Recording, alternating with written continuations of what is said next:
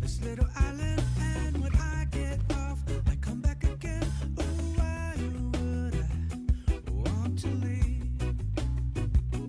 Where the trees are palm and dance with me, where a real good song is from a magic day. Oh, why, so lucky. 'Cause I love Guam, I love you. I've got love for all my jet loose. I love girls born on Guam. They're the ones who make all of us strong.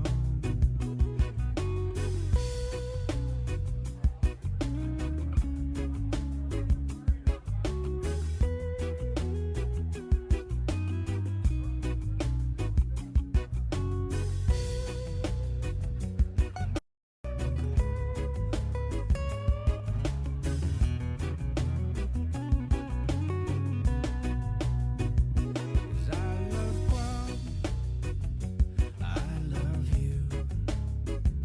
I've got love for all my jet loose. I love girls born on Guam. They're the ones who make all of us strong. I love Guam, I love you. I've got love for all my jet loose. I love girls born on Guam. They're the ones who make all of us strong.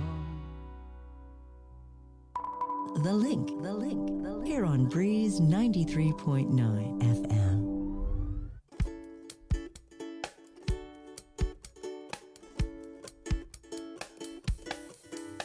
Mandanya, todos hamgi família, sa bomba celebra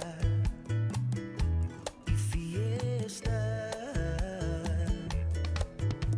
Mangaigi, todos yani mangatonta, sa bomba ajuda, zanakui celebra.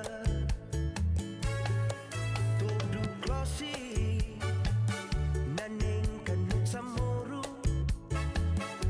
gihilo la masa para itaw-taw siya. Hinek sa agaga, tinalagod ni Frit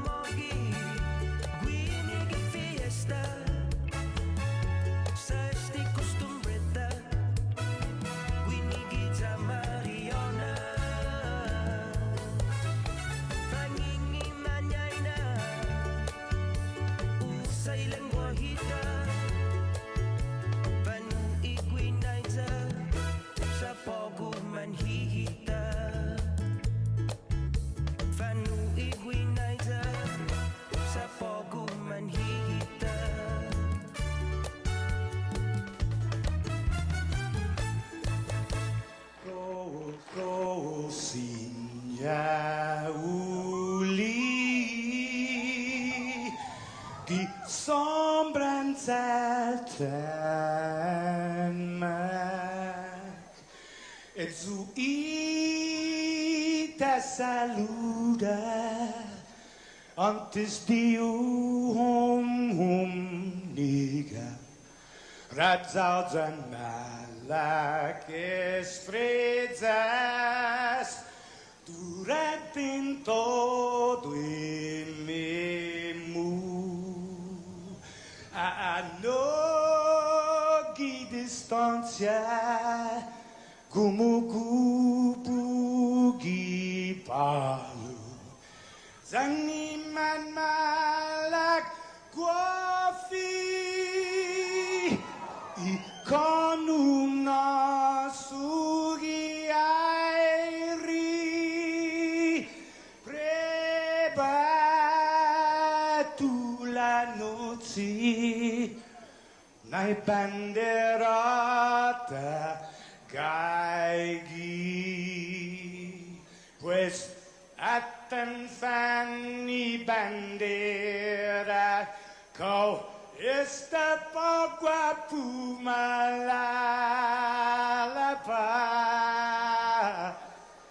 giluk tanu man libri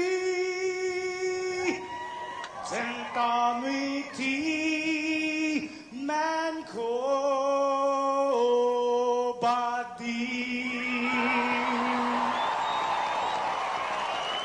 Fanogi tamoru purita nota kantai matu nanyagi toru ilugat para i honra para i gloria abiba is la sin para y honra, para y gloria, abiba es la sin parar.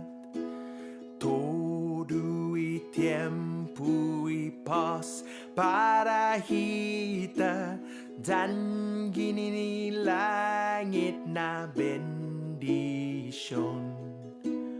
Conchay peligro na fan sofuham Zeus protegis languahon. Conchay peligro na fan sofuham Zeus protegis languahon.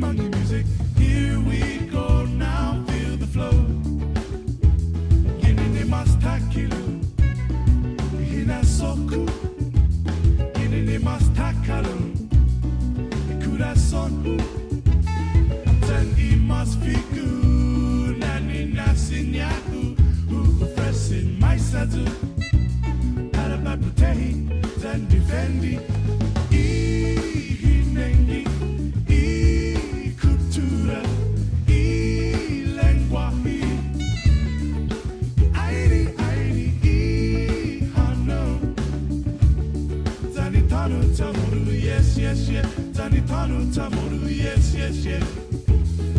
Ire Shaku la la la la Did I to get into stop that Did I to get into stop that Did I to get into stop that Did I to get into stop that It's the who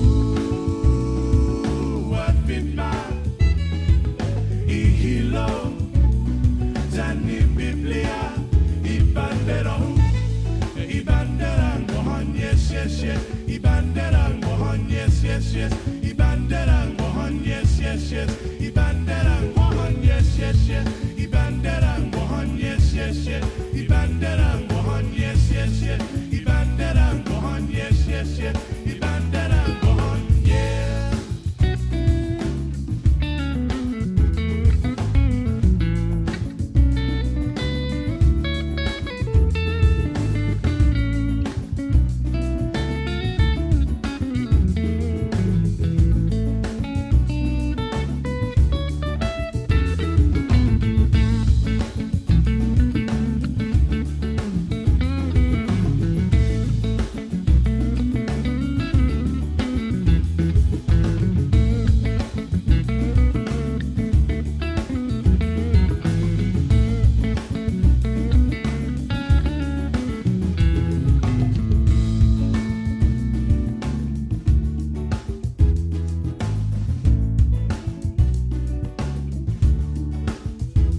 Kinini mastakilu Hina soku Kinini mastakalu Ikura sonu Zan imas figu Nani nasinyaku Ufresin maisatu Parabai putehi Zan defendi Ihinengi Kultura Lengwahi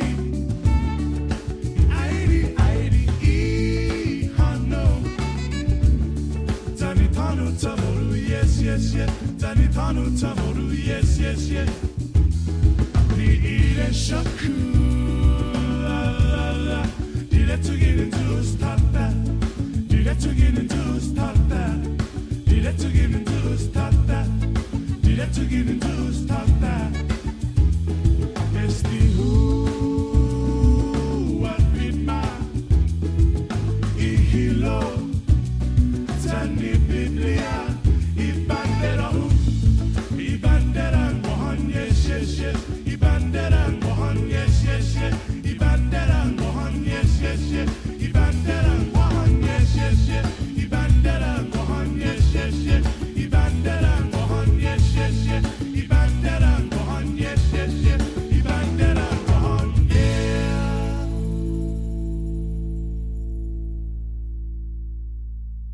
yeah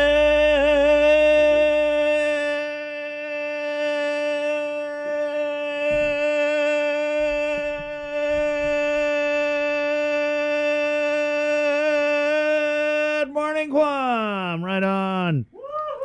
You. Morning, Sabrina. Good morning. Right on. You ready for another day of this bull crap? Yeah. Let's go. Bring it on. Who's in? Not in like the. Good morning. What's up, Link fam? There is. Wait, where is Joser? No, Joser's still outside. It was raining this morning. God is crying because the governor doesn't have a press conference. Turn on. Look who the cat dragged in. I want to welcome back Tomas Maglotnia. Ladies and gentlemen, back in the 671, fresh off a trip at the Big Apple Tested negative. by way of Texas. Fully vaccinated. Fully vaccinated, we hope. No, you're I brought my card. He brought his Okay. V card. He There you go. has his V card, guys. He's got his proof of vaccination. right on. See, he's not violating it. Come on in, Tomas. Yeah, you got to keep that with you at all times. Got to tape it to your forehead. I'll be ready. Yeah. Hey, morning. Morning, guys. It's nice to see you. It's Get been a little while. closer I there. know, right there. especially Welcome in home, person. little Yeah. Thanks. I'm glad to be here. Good morning. Welcome back.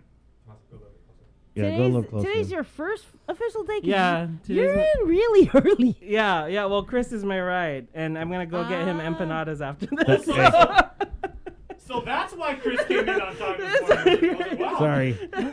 I automatically went into I uncle haven't mode. had any yet since I came in like 2 hours ago. That's so what I'm you gonna- need in your I life, was like, right? wow, Chris is uncharacteristically punctual this morning. Yeah. Oh, because he's Tomas's ride. Right, yeah. So Tomas Maglotnia, he's going to be working on a bunch of things. Are we even allowed to say what he's working on? No, Tomas can say what It's he's not a doing. matter of national security. Yeah, just gonna be doing some work in the CNMI every now and then. Lots of things happening. I mean, just like everything else, it's a pandemic is still going on. The special election is happening for Precinct 3 on Saipan in a month. Just lots of different things gonna include lots of stories from up north and the region. So really excited to get that started and. Yeah, see how things are. I mean, we're making it happen, right, in this pandemic. So we're gonna keep doing that. Right on. Yeah. What was it like so you were in New York, California, Texas? Yeah, I was. Yeah, and each place, was handling COVID differently, and each place had its own natural disaster happen when I was there, Right. some extreme weather. So You've got a thing for, you didn't just go to the States, you went to the 3 biggest states. in the Yeah. entire country. Right. So, I mean, just what's your takeaway? Traveling, for example, because if you went to Texas, New York, California, I'm pretty sure You were in Hawaii, right? just for the layover, just for like an hour. you went through the airports there. So what was it like comparing there to here? Yeah, I feel like every place is having that surge again. Everyone's getting concerned. My little sister, like I shared last time, is going to school in person, and they just had their mask mandate put in just recently after several kids tested positive in their Texas schools. And so Texas. I feel like right now a lot of the conversations is around schools and students getting infected coming home and things like that. Right. 'Cause What was it like coming in through the airport? It was quick, actually. Yeah, I think it took a total of maybe 5 minutes, 10 minutes to get verified. Because I got vaccinated in California and not Guam or the CNMI, I needed to have my physical card and also a second proof of vaccination, Right. some sort of like receipt. Yeah. And so I had that ready to go, and they looked at it, and I was allowed to be here. So Okay, I have 2 things that I Yeah. want to point out. One, Tomas, we know this, right? But Sabrina's been tested, 6 times? Chris has been tested, Quite a few 5. times. I've been tested 5. How many times, as a graduate student when you were at Stanford and you did your internship out with Good Morning America yeah, in New York, how many times have you been tested? probably around 60 or 70 times. That's crazy. Yeah. Yeah. And all of them have been negative. So Yes. yeah. All Okay. up your nose, Yeah, up all into of my your brain. nose. Okay, So- let me ask you this, Tomas. Oh, yeah. So you've been tested 60 times. Did you ever have to wait 4 to 5 hours to be tested? Oof.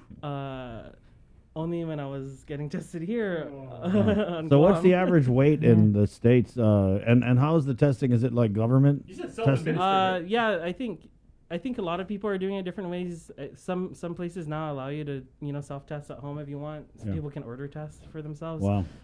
But for the most part, if you're vaccinated, you can pretty much with a mask do things you would have done before Right, the pandemic right, started. yeah. And okay, Joe, sir, can you get a real tight shot of Tomas real quick? Because you can tell Tomas is an island boy who's been in the States for a while and now back on because he's sweating right now. He's getting used to in the the island aircon. heat. Don't worry, your biochemistry. Yeah, will no, react to it's a lot more. It's hotter. It's Well, we're hotter. definitely excited to have you back on Yes. island, Tomas. Yes, thanks. Happy Right to be on. here. Tomas Yeah. Maglotnia, you'll be hearing from him probably later in the show when he gets back from the empanada run. Yeah. Assignment number Right, 1, right. empanada. And knowing Tomas is 6:25. going to file like a 3.5-minute package. Yeah, he's now, gonna do a maybe package on it. amazing on it. And I just brought up the testing because Bree, Joey, and Vanji Gogui, they always do their morning exercise at Tizen. They say Team Link COVID testing line picking up as we speak. Stay safe. God bless. And it's not just the public health testing line. We know at the clinics as well, they are just swamped with people getting tested, which again begs the question, because public health's first piece of messaging. Remember, they did a pivot when we brought Shima on, and it was like contact tracing, useless at this point. The virus is everywhere. It's rampant. It's widespread in the community. Everybody go get tested. That was their part 1 of their message. Go get tested. But unfortunately, they haven't made it easier. They haven't made it more convenient. They haven't made it more timely for you to go get tested. It's crazy. I mean, can you imagine people who got to go get tested because of work, or they got to go get tested and they got to spend 4 or 5 hours waiting in line at Teason? Why haven't we figured this out? Why haven't we figured this out? We've been at this for over a year. We have $600 million bucks.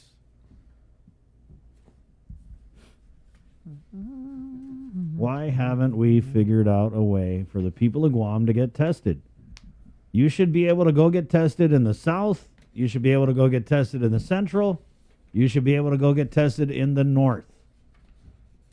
Personnel, staffing should not be an issue because we have $600 million. We've had 600. We didn't just get it today. We had it since May. Well, the governor announced yesterday when she had like a live stream that she's already spent some of it. Yeah, they've spent some of it on, well, there's a rise, and then we're going to talk about it in the news. Assisting small businesses. Yeah, but you know what I mean, guys? You feel me on that, right? We're not way out of line on this. It's pretty basic. If you're going to tell people to go get tested, then the government needs to do their part and step it up and make testing accessible for everyone. Because you know what happens when people see that line at Teason? You know what happens? They just drive past it. Oh, I was going to get tested, but man, I don't got 5 hours. Like, who has 4 to 5 hours, 3 hours, 2 hours to wait? And so if we're trying to save lives here, what are we even doing? It's 6:27. Hey, good morning anyway. Good morning, guys. What's up? I was getting bummed out coming to work because it's like, man, I was just thinking. Even after you picked up Tomas? Well, that would picked it up a little bit. I would think that would pick up your spirit, too. But, you know, everyone is talking about restrictions. Like out here in the community, people are wondering why we have not heard anything about any additional restrictions. We're going to talk about the enforcement this morning, a pretty interesting story about that. But people are also asking why we have not heard, I'm used to it already, from the governor. Because the last time we heard from her was when she came out and called out the unvaccinated, right? And she called it a pandemic of the unvaccinated. I mean, 3 weeks later, because I think that was about 3 weeks ago, it's a totally different ballgame now.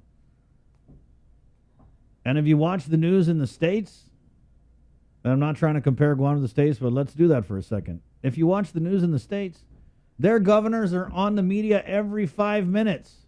Every 5 minutes. This is what we're going to do. This is what we're afraid of. This is how we're going to mitigate this. This is what we're doing to plan for that. This is what we're doing because the PUA is ending. This is what we're doing because we're in week 6. At least we got a 3-minute notice of a live stream for an executive order to be signed. I mean, I don't even know what to say anymore, guys, but it's affecting people's lives. Way to go. It's affecting people's lives. This communications failure on the part of Adelup, and that's the real, you know, if it wasn't a pandemic and they were just incompetent, okay, no big deal, whatever. I mean, you know, right, we've had incompetent governors before. Totally, we've had incompetent communications people. But it's not. We're in a pandemic. It's life. It's literally life or death. Literally. People are killing themselves. People are killing themselves because they can't live in these conditions. And the misinformation, miscommunication, lack of communication, lack of information, lack of transparency. We don't know which direction we're going from Monday to Tuesday. That's all part of it. It's 6:30. Hi, Jay. I got an idea. We need to. We need to improve our. You know what would actually improve our spirit and hopefully that of everybody watching in the Link fam. We got a package. We did. You're right. And this was from a member of one of the Link family, our dear friend Elizabeth Agigi. Yep. Who always sends the Hafaloha greetings. She does. She's married to an Agigi. She was telling me. She DM'd me. She's married to an Agigi from Jigo. Wow. So is she Hawaiian? No, she's Chamorro. Oh, she lives out there. She is of Chamorro descent. Yeah. Right on. And so she sent this package here, guys. That's almost too nice to open. Look at that. That's nice packaging. We highly encourage you sending us packages. We do. We highly encourage it. But Elizabeth actually, and she wrote me and she said, I know these are really, really tough times, guys, and I just wanted to do something just to let you guys know that people care. Right on. Thank you. I don't even know what that is. I don't either. I'm very surprised. Should we? You ready? Okay, we have an unboxing. It's not anthrax, right, Liz? You okay over there, Bree? Yeah. Yeah, let me tell you guys, as a veteran journalist and news woman, Sabrina Salas Mentonati has probably never seen this before. What's going on now with the communications? It's a whole new ball game. So what do you got there, Chris? Oh, here we go, guys. Here we go. We have nice. Look at that. Oh, those are sweet. What Show is that it? out there. What is it? They're masks. Oh. Yeah. Hold that up for me. Yeah. Wow, they got the big Ziploc in Hawaii. Look at that. Oh, brother, in Hawaii, they got the big Ziploc, brother. This one, What does it say on the 20 gallon. It says men's size mask, 8 quantity. Let's see. Oh, and Elizabeth Agigi makes these herself. Look She at does. Oh, Nice. wow. Let me see. Oh, it's got that. Oh wow. It's got that pattern It's like that the weave. Bree, woven. there's some, weave there's some women. Not like the with some- woven mat. And it has the what is it? The necklace thingy, holder. Yeah, mask the holder. lanyard? Lanyard Yeah, dude. Lanyard for the mask. The lanyard dude. Yeah, we got a lanyard. And then here you go, too. Teenager and women's size masks. Those are beautiful. Liz. Wow, Liz, you're the best. Thank you, so Liz. Thank you. Wait. Nice. much. Yeah. Oh, you want the bubble wrap, guys? I'm going to jump up and down on this. This is a good stress de-stressor. They should hand this out at the T's and testing line. Right? Give you I guys. wanna see. Oh, sorry. Yeah, I was going to give it to you. Elizabeth, thank you so much. Thank you, Liz. Thank you. Way to go. And she made these. This is really awesome. We're all matchy. Wow. We got a match. We got a match on Friday, guys. Okay. Right on. Thank you so much, Elizabeth Agagi. Thank you. And like we said, I mean, Okay, and if you see that on the screen, if you would like to reach out to Liz and find out, support her and her family, because obviously these are premium stuff. Elizabeth.agigi@yahoo.com. right. And she's always watching in the comments, wishing us a good morning from Eva Beach, Hawaii. Yeah, and please send us some stuff from your neck of the jungle. Let us know what's going on out there. We appreciate snacks, chocolate. And you know what? It was about a year ago when, remember, some of our friends from about 100 miles north of us up in the 670, they sent us that care package from the Right. CNMI of what we had the blueberry. blueberry bread, yeah. blueberry cheesecake. Wow. Cream cheese. Cream cheese, blueberry cream cheese, because Saipan is the blueberry capital of the world. There was some goosery on there too. Have you ever right? been to the blueberry fields in Saipan? No, never been to blueberry fields. Never been to strawberry fields. I was never a John Lennon guy. Right. 6:33. You ready, Bree? Yeah. Let's go ahead and get into it, guys. Who's coming up on the show? It's a lot. We got John Fernandez, GDOE superintendent, as we're now in day 2 of online learning. We're getting Chima from public health, of course. There were over 200. I can't believe I'm saying this out loud.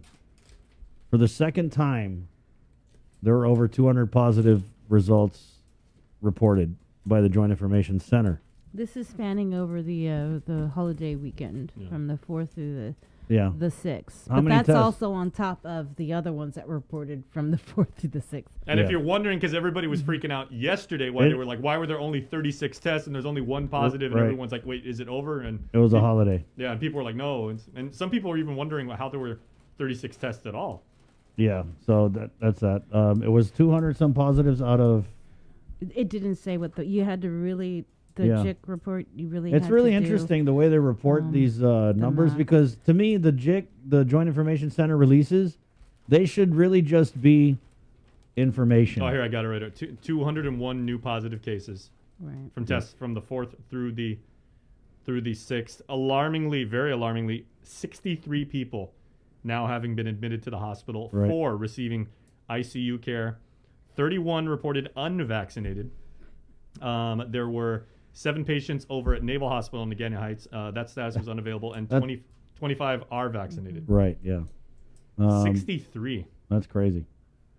Yeah. So anyway, the Joint Information Center, it should just be numbers, and I mean, Jay just did read the numbers, but the way they report it, you can kind of tell like how they're trying to not spin things here, but for example, they're still on this unvaccinated thing. You know what I mean? Guys, the vaccine, obviously it works. I want to clear the air here. I'm not against the vaccine. It's stupid to be, it just sounds dumb.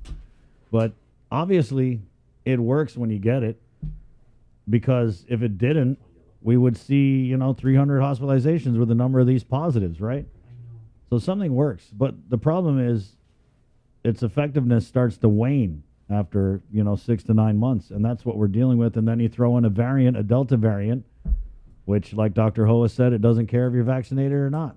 So there's just, it's crazy. It's crazy out there. And everybody kind of needs to do their part, right? We're trying to get information, guys. I put out the ask yesterday with Lillian from GMH. I think at this point, because we're not really seeing in the national media the breakthrough cases, but we're seeing them here, obviously. I think at this point, the people of Guam, they want to know how sick are the vaccinated patients in the hospital compared to the unvaccinated? What vaccines were the hospitalized patients taking? You know what I mean? And when did they take them? This is valid information. I mean, especially for you guys who are considering getting the shot. I mean, it's like buying a new car, right? Wouldn't you want to see the data on a car? Like, okay, I want to get the Moderna because the Moderna, only 2 people went in the hospital with the Moderna. Or, I'm going to take a risk on the Pfizer because, 30 people went. You know what I mean? They should track some data on this, and they don't. But we made the ask for all these pieces of information yesterday, and then again with Public Health this morning. So when we get it, you got it. I just think it's important, guys, because what I think is dangerous is if we're just going to demonize the unvaccinated the way this administration has, it totally leaves out the other part of the equation, which is us vaccinated people are spreading the virus too. Right? And that's why, to me, it's crazy that we haven't seen the governor come out and kind of like redirect our approach here with some type of more evenly applied measures. And I asked some, high up people like, hey, are we going to see any restrictions? They're not tracking anything. So I don't know. At 6:38, Wednesday, September 8th, Pacific Points, Calvo Enterprises, ITN, and Jack in the Box. My name's Chris. Let's do the news with the very latest from the KUAM News team. Sabrina Salas-Mantanani. Good morning, Sabrina. Half a day, everybody. Guam recorded 2 more COVID-19 related fatalities. According to the Joint Information Center, the 152nd COVID-19 related fatality occurred at GMH on Sunday around 10:03 in the morning. The patient was a 70-year-old man who wasn't vaccinated. Additionally, a review of death certificates revealed another COVID-19 related death. Guam's 153rd case was pronounced dead on arrival at GMH on August 25th. The patient was a 34-year-old woman who was unvaccinated. A total of 63 people are hospitalized for receiving ICU level of care. Out of the 63 patients, 31 are reported unvaccinated. The vaccination status of 7 patients at Naval Hospital was unavailable. 25 are vaccinated. Now here's the breakdown of the vaccination status of COVID-19 patients. GMH, 18 are unvaccinated, while 14 are vaccinated. At GRMC, 13 are unvaccinated, 11 vaccinated, and at Naval Hospital, again, the status of their 7 COVID patients is unavailable. Public Health, in the meantime, reports 201 new positive cases from tests conducted between September 4th through the 6th. These include tests conducted at private clinics over the weekend. To date, there have been a total of 11,494 officially reported cases of COVID, with 153 deaths. 2,054 cases are active and in isolation, and 9,287 have recovered. The CAR scores dropped to 39.4. Yes, Chris, 39.4. How did it drop? Who? What? Okay, sorry, go on. I think the way the math works out is because of the low numbers yesterday and then the rise today that would have caused it to. My question is, though, why do we even talk about the CAR score? Because they don't even use it. They don't use it anymore. The governor, no one has come out and said, okay, guys, never mind the CAR score. We're throwing that out the window because it doesn't apply anymore. It's hard to explain because trying to read the numbers and the check and the breakdown, you really have to go in there and do the math because they subtract the numbers that were previously reported. So the 100, it was 141, right? And then the 60 from yesterday. The 141 is on top of the ones that were reported over the weekend because they started doing releasing the information on the weekend. Right. So there was 93, and I think 1. So then you add the 141 or whatever it basically, was. guys, So it comes out to... Sabrina, your math is badass, but shouldn't be having to do this. The data should be presented to the public in a way that's free of spin, free of all this unvaccinated, unvaccinated. Just give us the numbers. Just the numbers. That's it. You know what I mean? And you should give the people the numbers in a way they can look at it and they understand it. Don't try and, give us a headache making us do all this math. I mean, we're going to do it, but anyway, thanks. Sorry, Bree. Okay, so the car score is 39.4. The Guam Department of Education also reporting 5 more students and 5 employees testing positive. The cases were identified at Finnegain Elementary School, Jose Rios Middle School, Ukadu High School, and then 2 cases at Weddingale Elementary School. The employee cases were identified at Price Elementary, Mauricio Martyrs Memorial Elementary, Akada Johnston Middle School, Unsalon Middle School, and Ukadu High. Again, you are encouraged to get tested and know your status, especially if you know you've been in close contact or exposed to a positive case. You don't need to wait for public health to contact you. Just go and get tested. You can do so at the Old Teason Carnival Grounds. The rapid testing clinic is from 8 a.m. to 12 noon. Vaccination clinics, meanwhile, are being held today at the UOG Calvo Fieldhouse from 11 a.m. to 6 p.m. and at the Southern Region Community Health Center from 9 a.m. to 12 noon. And with more news, here is Jason Salas. This news update is brought to you by Pacific Points. Do more, get more. Hey everybody, I changed really fast. Here is your news link update. Well, in another bid to boost up struggling small businesses, GITA will be offering a new round of grants worth about $27 million. The governor signed a new executive order authorizing the use of ARP money to fund it. And so we are, we looked at our monies and we looked at the programs through GITA, and we have come to, I think, reasonable assistance. GITA CEO Melanie Mendiola says use of the funds is very flexible. The money, again, can be utilized for any number of expenditures, including payroll, rent, utilities, maintenance, inventory, etc. $20 million is for direct assistance. $1.8 million is to make whole those businesses who were cut out when the first grant program ran out of money. And $5 million is for economic diversification. I think it's a very fruitful investment.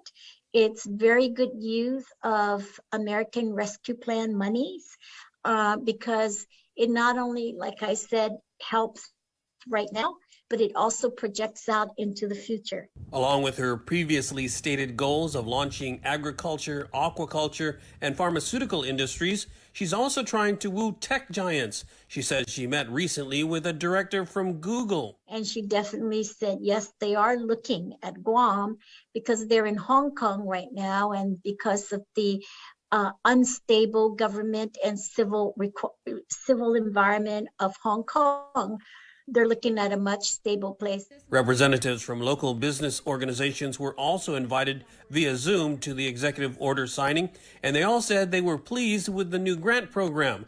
Chamber President Catherine Castro. We really appreciate this, and I know that GITA, your team is excellent, and you're going to roll this out as quickly as possible. So you can count on our support to get this out to as many people and businesses as possible. Detailed information is available on GITA's website, investguam.com. For Guam's News Network, I'm Nestor Lecanto.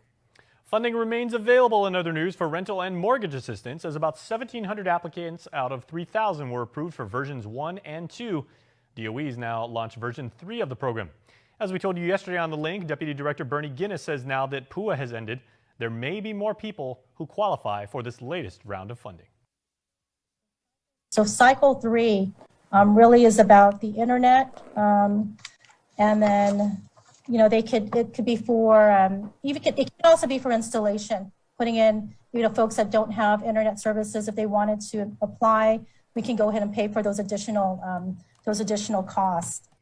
Other new expenses such as household relocation costs and rental arrears are all now eligible for reimbursement. Meaning we can also pay for those who are continuing services with us. They can also receive payments like in a bulk payment, so that because really the intent for Cycle 3.2 is to speed up the process, right? Guinness says the eligibility criteria remain the same as before. You must have suffered a reduction in income, demonstrate housing instability, and meet the area median income level requirements. Also, it took a jury less than a day to return a verdict in the murder trial of Juan Mendiola. Tyler Matanani has more. We, the jury, find the defendant, Juan Faisal Mendiola, also known as John F. Mendiola, verdict form 1, charge 1, murder as a first-degree felony, not guilty. A verdict has been reached, and Juan Mendiola was found not guilty of murder, but guilty of manslaughter and aggravated assault. Mendiola was on trial for the fatal shooting of Peter Rios. The death occurred at Taitano Apartments in Mongmong in May of last year. Defense attorney Joseph Rosano had argued that Mendiola acted in self-defense. We felt like the self-defense was pretty solid, so we were a little surprised by the verdict. Do you guys plan on appealing the case? Probably, yeah. I mean, I think the public trial situation is very serious, and so we are going to go ahead and appeal that.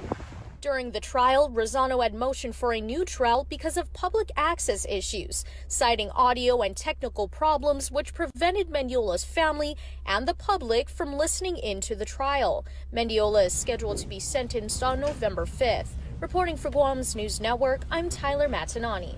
And finally, Troy Damian did appear before Superior Court Judge Maria Senzon on a motion to be released to a custodian.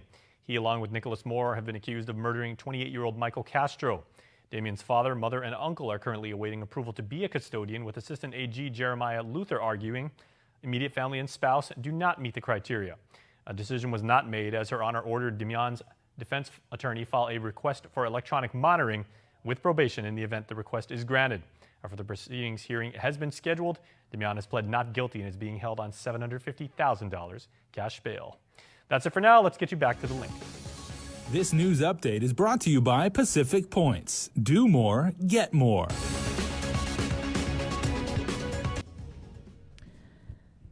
There are fears Labor Day travel could lead to another spike in cases. More than 5.3 million travelers were screened by TSA officers over the holiday, even as the average daily death count from COVID jumped 130% over the last month. That's the worst it's been since March, before vaccines were widely available. David Bonneau visits a Texas hospital where staff are struggling to keep up. COVID is kicking humanity's ass. And as a member, as a team player on Team Humanity, I take that personally. This is Dr. Hassan Kakli. He is in a race against time, but right now he is losing. It's okay, Araceli. His patient, 50-year-old Araceli, has been unresponsive since he admitted her to El Campo Memorial Hospital roughly 3 days ago. It's okay. She needs an ICU bed and an evaluation from a cancer specialist. El Campo has neither. Despite being just 76 miles from Houston, home to the world's largest medical complex and more than 85 different hospitals, Dr. Kakli can't find one that will accept her as a transfer. Everyone is overwhelmed with COVID patients. And I tried to get her into the best cancer hospital in the world, which is also in Houston, and they couldn't take her. Kakli told us the wait times here in the ER are unprecedented. You would never see 4 digits on minutes since checked in. We're 4 digits on the thousands of minutes. We've never seen this, ever. But Dr. Kakli understands what the other hospitals are facing. Here in El Campo, the beds are almost entirely filled with COVID patients, too. So 20 patients in the hospital, only 1 does not have COVID. Wow. That's how it's been. Past 3 weeks. Wow. Every day. Tell him, Annie. Every day. Every day. For nearly 4 days, he and his team have worked the phones. Nurse Virginia Broman called almost every hospital in Houston. All righty. Thank you. Bye-bye. No, they don't have any beds. While Dr. Cackley called MD Anderson Cancer Hospital, and he pressed them politely. So at this point, it's kind of like, we need help. Like if she didn't have the malignancy and we had an open ICU bed, we would take care of her here. Finally, he got it. A yes. They accepted Araceli. I thought you'd be all jubilant and... No, I'm not jubilant because it shouldn't take 4 days and 5 phone calls to make this happen. It's sad that we're all relieved and happy that we finally got a patient out after 4 days. Like that's where the bar is right now. Like we got him out eventually. And kudos to the entire staff here, the other ER docs, the other staff that have been keeping this patient alive for as long as we have. If we get through this, like the team that we have here, like our bond and everything that we have is just going to be that much stronger if we get through this. If we don't kill each other first. Exactly. If we don't kill each other first, we'll be good. It was one of the few times they laughed together that day. But the good feelings did not last for long. 5 COVID patients walked into the ER while we were there, and none of them were vaccinated. One more question. Yeah. How are you? How am I? I'm still going. I've had to accept the worst possible case scenario. It's that this is the worst possible scenario. It's not going to get any better, but we're going to keep going. And that's it. All right, let's get to it. David Begno, CBS News. And with your news in tomorrow, here is Uncle Ken. Buenos updates to get some to be tuned sa morgan ni KUAM News. Presenta ni Familian Mizo gi First Hawaiian Bank. Pero na masa dalam tu siya madedesi na duen dikiki na business siya gwini gizagwahan, manufacturer si igida nuevo na grant siya no balin 27 milyon pesos. Imagahaga luliang sa firman nuevo na orden eksekutibo no inaterisa na sabi ni American Rescue Plan na salapi para este programa. Ilang yung Chief Operating Officer para igida si Melanie Mendiola na ininasabi binesti na salapi federal sa San Nyamba 20 milyon pesos para direktamento na inasisti 1.8 milyon pesos para ajuda siya businno nutipan mana ini finena na grant sa purihokok salapi sa 5 milyon pesos para di economic diversification. Dibas kaya kikitsogi para sigon mo na industrial agricultura, agriculture and pharmaceutical akikina malago siya mansan na kalu na business siya ginotro banda na lugar para matumagi.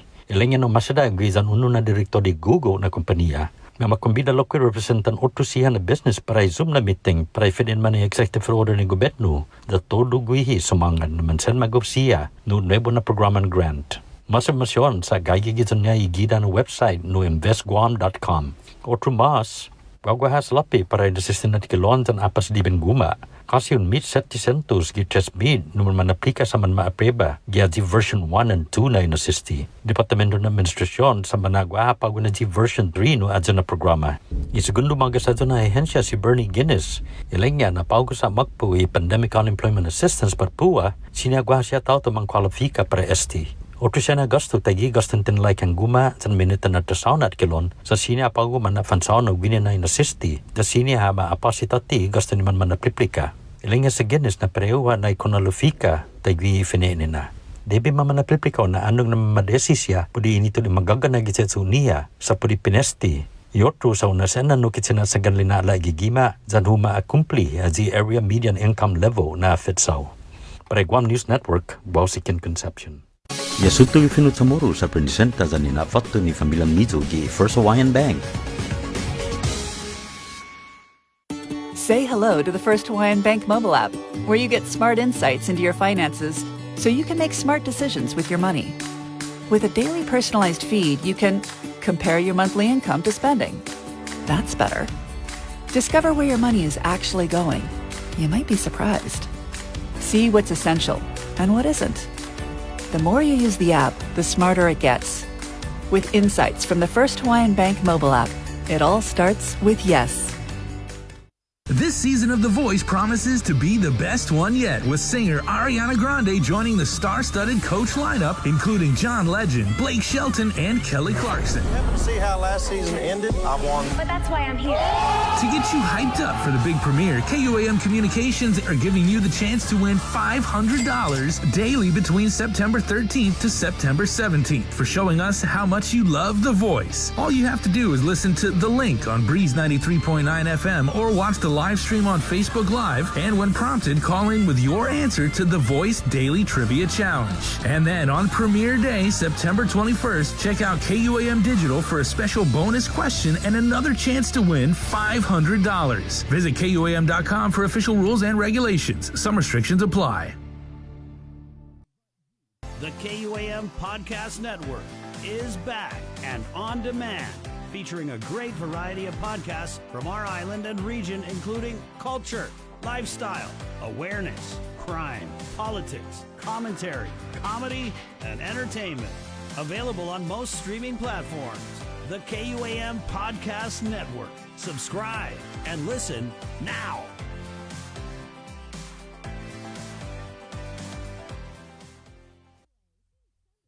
GU Self-Storage, conveniently located near the Harmon McDonald's, offers fully covered loading and unloading area with individual pin-coded gate and door access. Call us today at 648-7867 for more information. Do you feel like you're missing out on something? Make life more rewarding with Pacific Points. Earn and redeem points for bill rebates and free load at IT&E, discounts on fuel at Shell, vouchers at Foodies, and United Mileage Plus miles. You can even pay with Pacific Points at IT&E, Shell, and Foodies. Pacific Points. Do more, get more. Breeze 93.9 FM. Please don't change the line. Keep your number same. I know I'm far away, but I swear I'll never change. So just keep the light on. Keep the light on. Keep the light on. Keep the light on. And remember my face. 6:58. The Link, Pacific Points, Cabo Enterprises, ITD, and Jack in the Box coming up. Polly Mike. There's Pray for Peace Mass for 9/11 coming up. We'll give you all the details on that. Also, Chima Mbakwa Public Health. We've got John Fernandez, GDOE Superintendent, all on the way. Sabrina Salas Matanani, good morning. And speaking of prayers, our prayers going out to the family of Kyle Regis. Many of you probably have heard the news that he had passed away in Las Vegas, Nevada. He's a former PXC fighter, Kyle Boom Regis. He was 30 years old. He had had surgery for torn a bicep, and as we understand there, that he had an infection, and he was in ICU fighting for his life. And so the hospital that he was at, Southern Hills Hospital, I believe in Medical Center, they actually posted a video just a few hours ago in honor of Kyle, and honoring him not just for his life, but also how he's donated his organs so that he can help other people fight. So let's go ahead and play a portion of that video.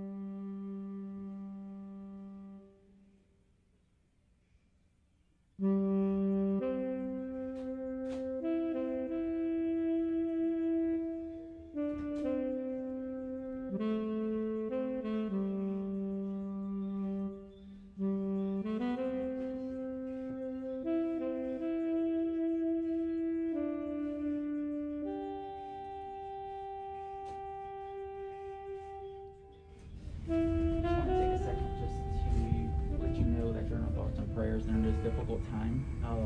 And the decision you made to extend life to other people through Kyle is a beautiful thing, which will always be in our thoughts and our prayers, and he will continue to live on. Thank you to all the ICU staff that really paid attention to him and took care of him.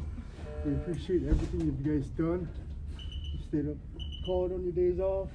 It's a blessing to have you take care of my brother. And we love you guys too.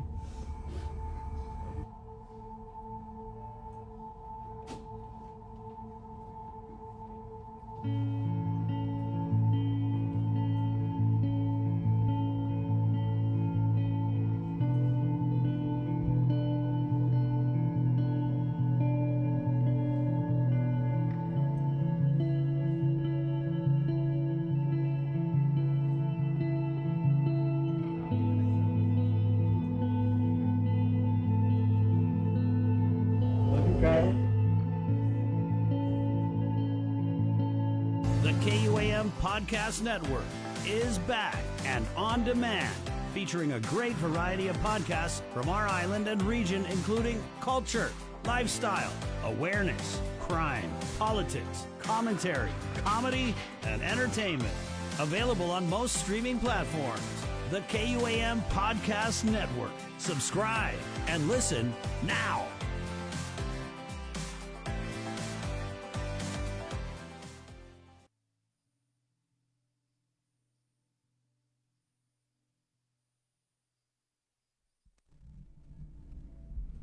Rest in peace, Kyle Boom Rages. I mean, it's always an honor to see him fight in the PXC. I got excited when I would call his name to come out to the cage because he just always had so many people rooting for him, and he always really gave it his all. And I'd always look at him and be like, man, this kid is such a bright future. And that video, again, posted by Southern Hills Hospital, and they did have a caption that they wrote with this video. The team at Southern Hills Hospital was honored to care for Kyle Rages after he was brought to our hospital. You may know Kyle as Kyle Boom Rages, a professional MMA fighter from Las Vegas. He was 30 years old. Kyle's family made the decision to make Kyle an organ donor, giving others a fighting chance. His heart, kidney, liver, corneas, and tissue will be used to save other people's lives. The Kyle's family were honored to have met you and cared for Kyle. He lives on in the lives he's saving and the lives he'll impact by making more people aware of organ donors. It's 7:03. There's a memorial service for him scheduled for tomorrow Guam time, and I think it's being carried, and you can join via Zoom. Right, and I know it's all over Facebook too. Yeah. So, okay, it's 7:03. We're going to take a quick break, and we're coming back with Polly Microsostomo next, right here on the link. Make it KUAM TV has been on the air for 65 years. 65 years of growing, changing, and adapting to the needs of our local community. 65 years of making you smile, laugh, and cheer, and being there for you in times of tears and heartbreak, and learning to heal together. We've kept you on the edge of your seats, been a trusted source for you to turn to, weathered many storms together, and celebrated life's big moments. And now at 65, we celebrate all the firsts we brought you over the years, and all the firsts that lie ahead as our world changes. KUAM TV, celebrating 65 years of firsts on Guam. The relationship between Guam and Manila, Philippines is undeniable as we share similar cultural traditions, history, and heritage. With generations of Filipinos calling Guam home, KUAM presents a monthly look at the capital city featuring in-depth and engaging interviews on everything from medical tourism to new business and government leaders. Veteran newscaster Nestor Lecanto delivers Beyond Our Borders. This special program is brought to you by KFC and the Medical City, where patients are partners. Looking for TV schedules, upcoming sports, or special presentations, or what you may have missed over the busy week you had? Well, look no further than KUAM Digital Digest. This weekly email newsletter puts all kinds of information in the hands of subscribers each and every week. Just subscribe and we will make sure you keep up with your favorites and stay informed and entertained throughout it all. Go to KUAM.com, click on the newsletter tab, give us your email address, and you are all set. Brought to you in digital partnership with King's Restaurant and Ruby Tuesday Guam. It's the KUAM Digital Digest, your weekly guide to the latest information and best entertainment on the stations and platforms of KUAM. GU Self Storage, conveniently located near the Harmon McDonald's, offers fully covered loading and unloading area with individual pin-coded gate and door access. Call us today at 648-7867 for more information. This season, KUAM Communications is ready to go with more games, more championships, and more sports specials guaranteed to bring out the fan in you. Don't miss a minute of gameplay from NBC on KUAM TV 8 or from CBS on KUAM TV 11. We're bringing you all the action and excitement brought to you locally by Michelob Ultra, the superior light beer, Mariana's Irrigation and Landscape, and Docomo Pacific. Get yourself all caught up with the week's games, scores, and highlights with the KUAM Sports Weekend Roundup on KUAM News Weekend Edition. It's all inclusive, all the fun and all the action wrapped up in the perfect presentation. Relive the moments on the KUAM Sports Weekend Roundup, brought to you by Gatorade. Greatness starts with G. Only you. Only you.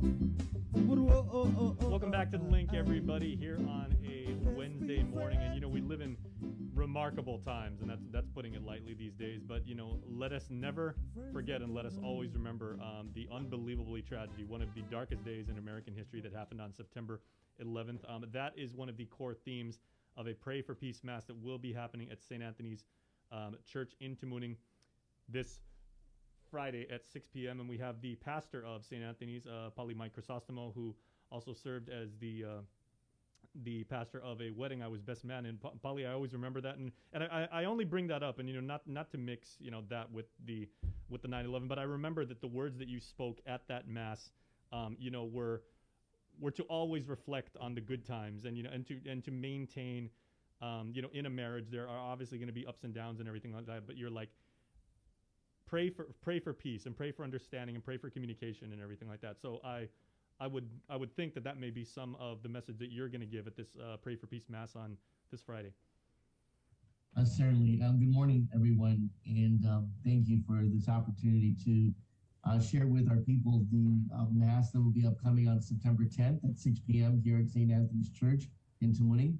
It actually wasn't even my idea. This was an idea that spurred from a couple of veterans, specifically Greg Perez and Roderick Leon Guerrero. As you know, Roderick was a former tag of the National Guard, and they had approached me about putting together a prayer for peace, and we just thought this day would have been appropriate because it's the eve of 9/11, and it was actually to remember guardsmen and women who, throughout the years, have served with the Afghanistan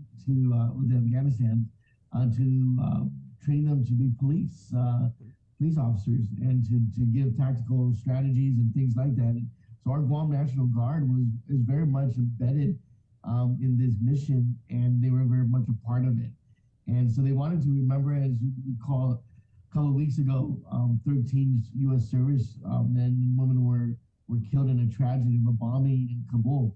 And so this kind of spurred the idea of having prayer for peace to remember them, but also to remember all who continue to give of their lives and the ultimate sacrifice. And so we're inviting everyone to please just come and join us. Mm-hmm.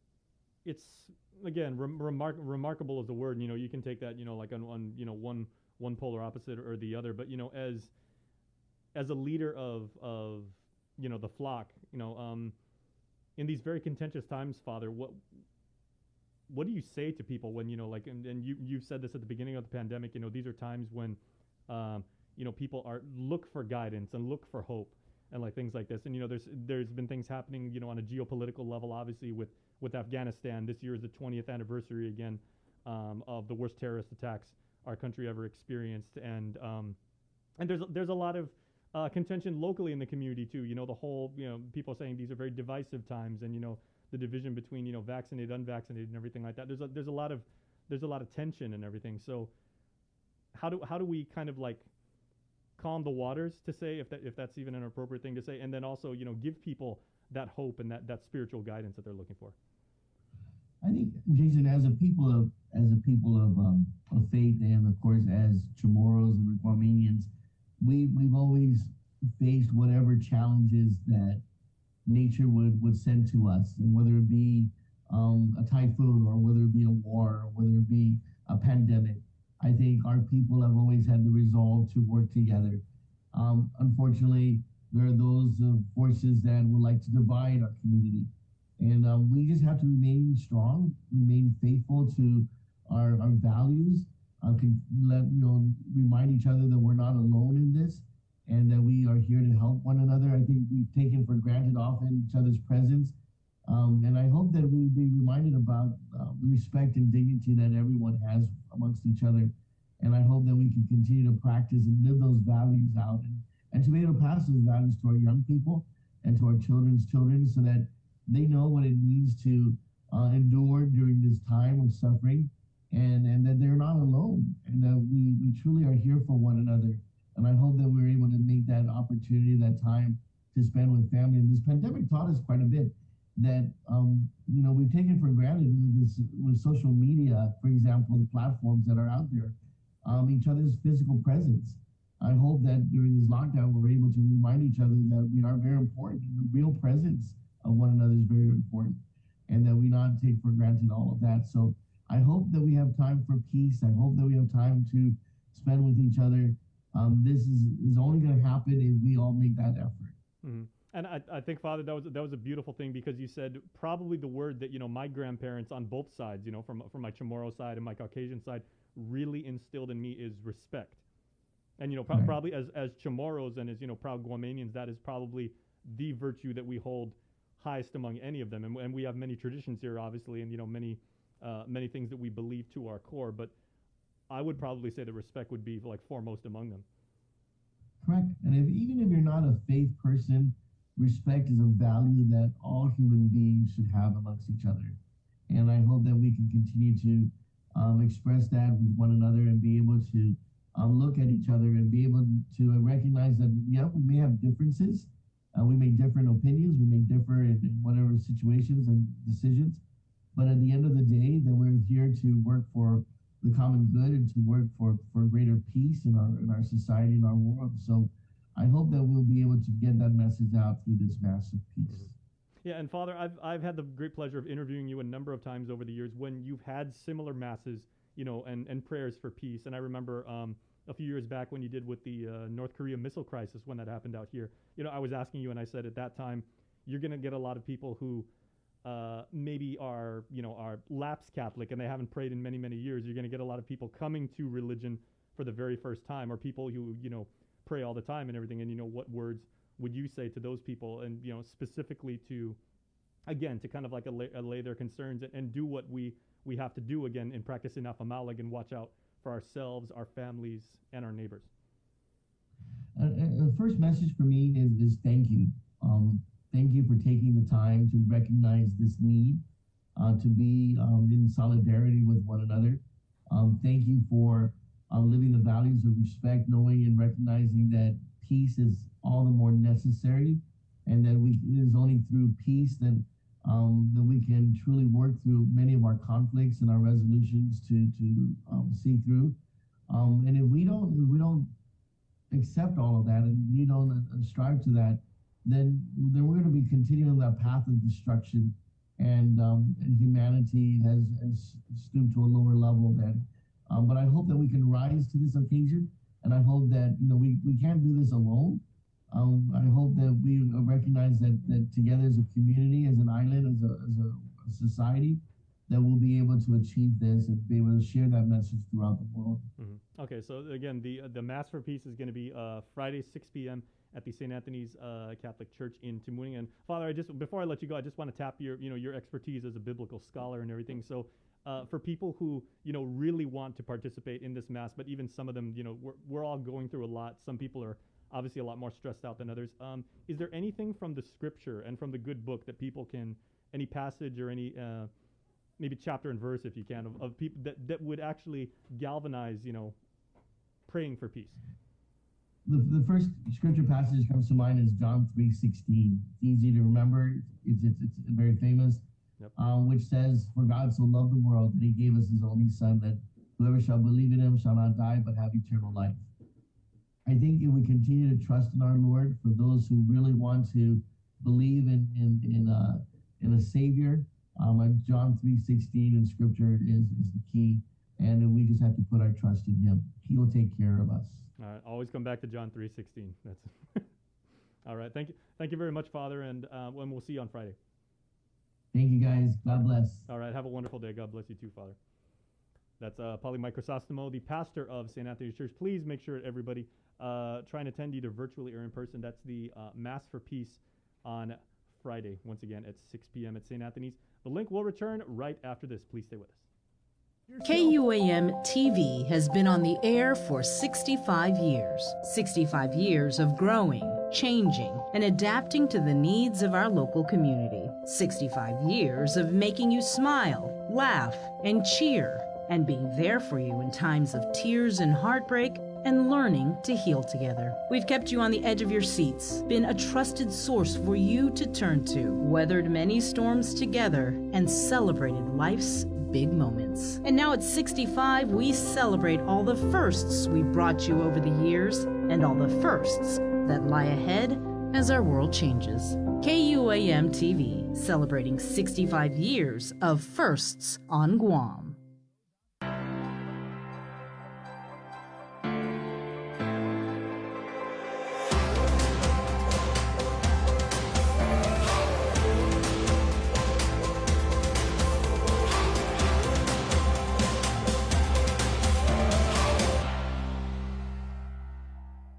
The Culture Club returns to KOAM Digital and KOAM News Weekend Edition, highlighting Guam's young artists, activists, and crafters as they work to protect, preserve, and promote our Chamorro culture. Watch this weekly feature on the digital platforms of KOAM News Weekend Edition, brought to you by Hanum.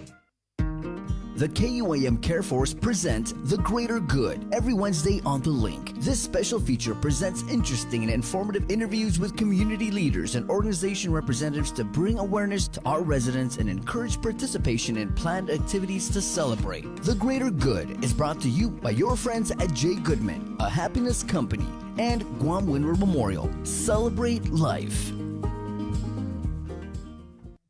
The world of television is more exciting than ever. Don't miss a minute of special presentations from NBC on KUAM TV8 or from CBS on KUAM TV11. Every month, we'll bring you the fun and excitement of award shows and red carpet moments, special series presentations, and other great network programs. Brought to you locally by King's Restaurant, Ruby Tuesday Guam, Bud Light Seltzer, and Docomo Pacific, giving you more reasons to tune in and turn on. Fall in love with TV again with the best from KUAM Communications. Roots rock reggae. When I hear the reggae music play, roots rock reggae, feels so nice. Roots rock reggae, yeah. Let the rhythm, yeah. Let the rhythm, I say, let the rhythm take you away. Yeah. Let the rhythm, yeah. Let the rhythm, I say, let the rhythm take you away. Let the rhythm, yeah. I say, let the rhythm take you away. Good morning.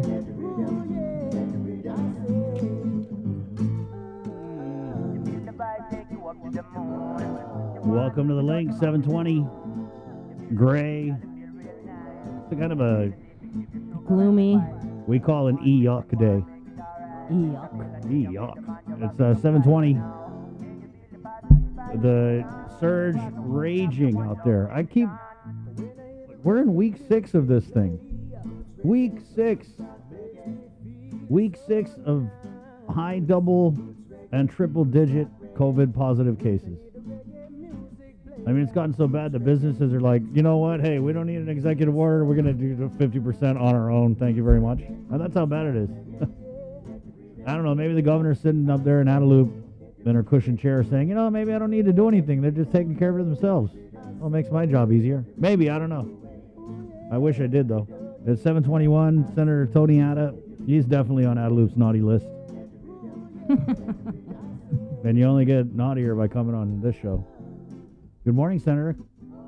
Good morning, Chris. Good morning, Bree. Good morning. So let's just get right into this. We got Shima from Public Health coming on, and we did have Leilani Navarro, who is the acting administrator for the Division of Environmental Health, and they basically go around and do the COVID inspections, and more recently, well, Monday, inspections relative to the governor's Purge the Unvaccinated executive order. And this is the executive order that bars any unvaccinated people from gathering and attending, eating out, attending any services with any of these like covered establishments. So anyway, long story short, there's a wedding Monday that we learned about from a Facebook posting, right, Bree?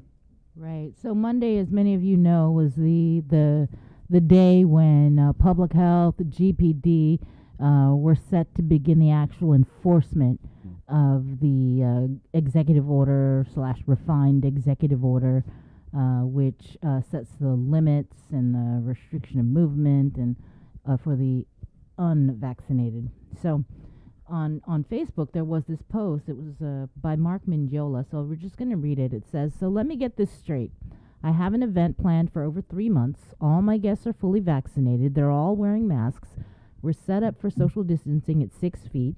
We have hand washing stations and sanitizers. We have a log of all attendees.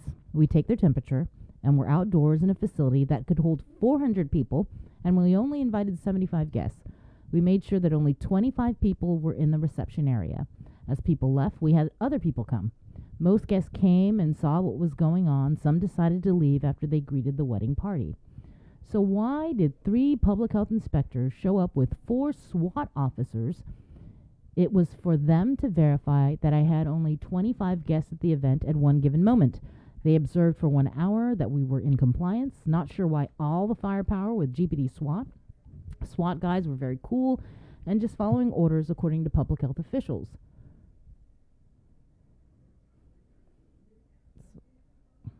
Just going to the second page. Yeah. According to public health officials, they were ordered by Governor's legal counsel to escort them to my function. Perhaps I need to stop training with MMA fighters. I didn't know my family and I were a serious threat to the safety of public health officials. All these precautions to mitigate the spread, and we cannot peacefully assemble for a religious ceremony and celebration. The herd showed up, but they were turned away. And that was a post on Facebook from a wedding that happened on Monday. And so, Yep. Senator Atta, you actually officiated that wedding. So to hear, Yes, I did. Yeah. So to hear what happened, I guess what is your reaction to this? You know, when this wedding had been planned for several months, and they came to me asking me to officiate the wedding, and I said, sure, absolutely. It was a civil ceremony, and all the protocols were followed.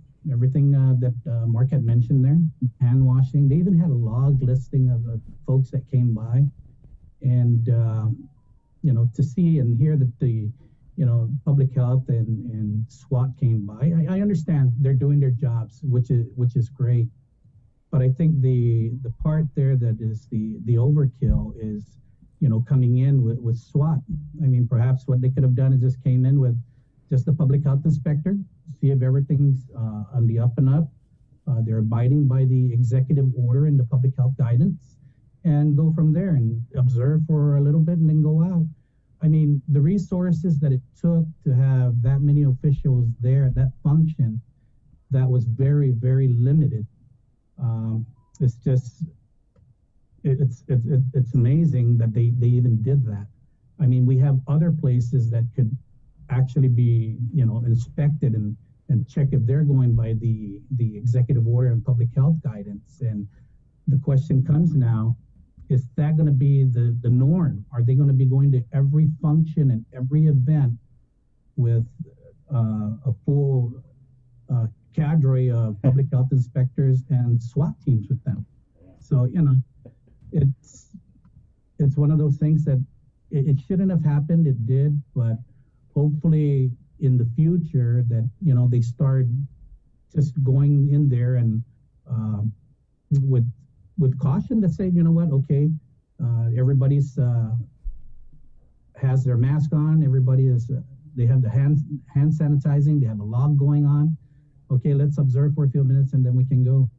So, you know, to hear that it ended up that way is just, it's mind-boggling as to why it even happened in that manner. Yeah, it's a little heavy-handed, I would say. I think overly heavy-handed. It's just... I mean, it reeks of police state, let's just be honest, right? And, you know, but I want to just also get the other side of this equation in there, Senator, as we spoke with the Environmental Health Acting Administrator, Leilani Navarro, and she had said that they were advised, first of all, it was a complaint someone called in, and that they were advised that there were going to be a lot of people there. And so she has said that the inspectors, when they go out to bars or they go out to, you know, gatherings, obviously people are not happy about these orders. And so sometimes they, you know, people get in their face. So how would you respond to that? And maybe on public health side, they're thinking, oh, wow, this is a lot of people. Oh, whoa, there's fighters there. Oh, my God, we need some backup. No, absolutely. I mean, safety is first and foremost, especially for our public, you know, our public officials that are conducting the inspections. But I think what they could have done is actually just gone in with a police officer, you know, one police officer, and then, you know, gauge the situation from there. And if assistance is needed, then they could have called in other members of the Guam Police Department. But to come in with members from the SWAT team, I think that just, you know, I mean, are they going to do that to every function now going out? Are they going to be at every party or at every business establishment? Are they going to be at every private residence? Someone calls in a complaint and, you know, I got 15 cars outside my house, but because, you know, we're cleaning the yard, somebody calls and makes a complaint that, yeah, I got 15 cars at my house. Are they going to come into my house and inspect my house? I mean, we have to be very cautious how we move forward, right? I mean, yes, let's take the complaints as they come in, but we got to validate before we actually go in there with the full force. Right, I totally agree. I hope at the end of the day, there were no citations. By the way, that's they key. didn't. Yeah, no citations were issued, and that's because they were fully compliant.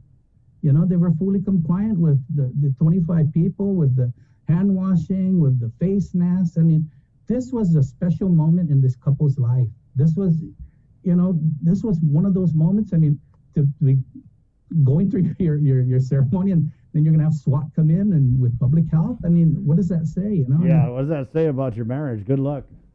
Yeah. Sorry.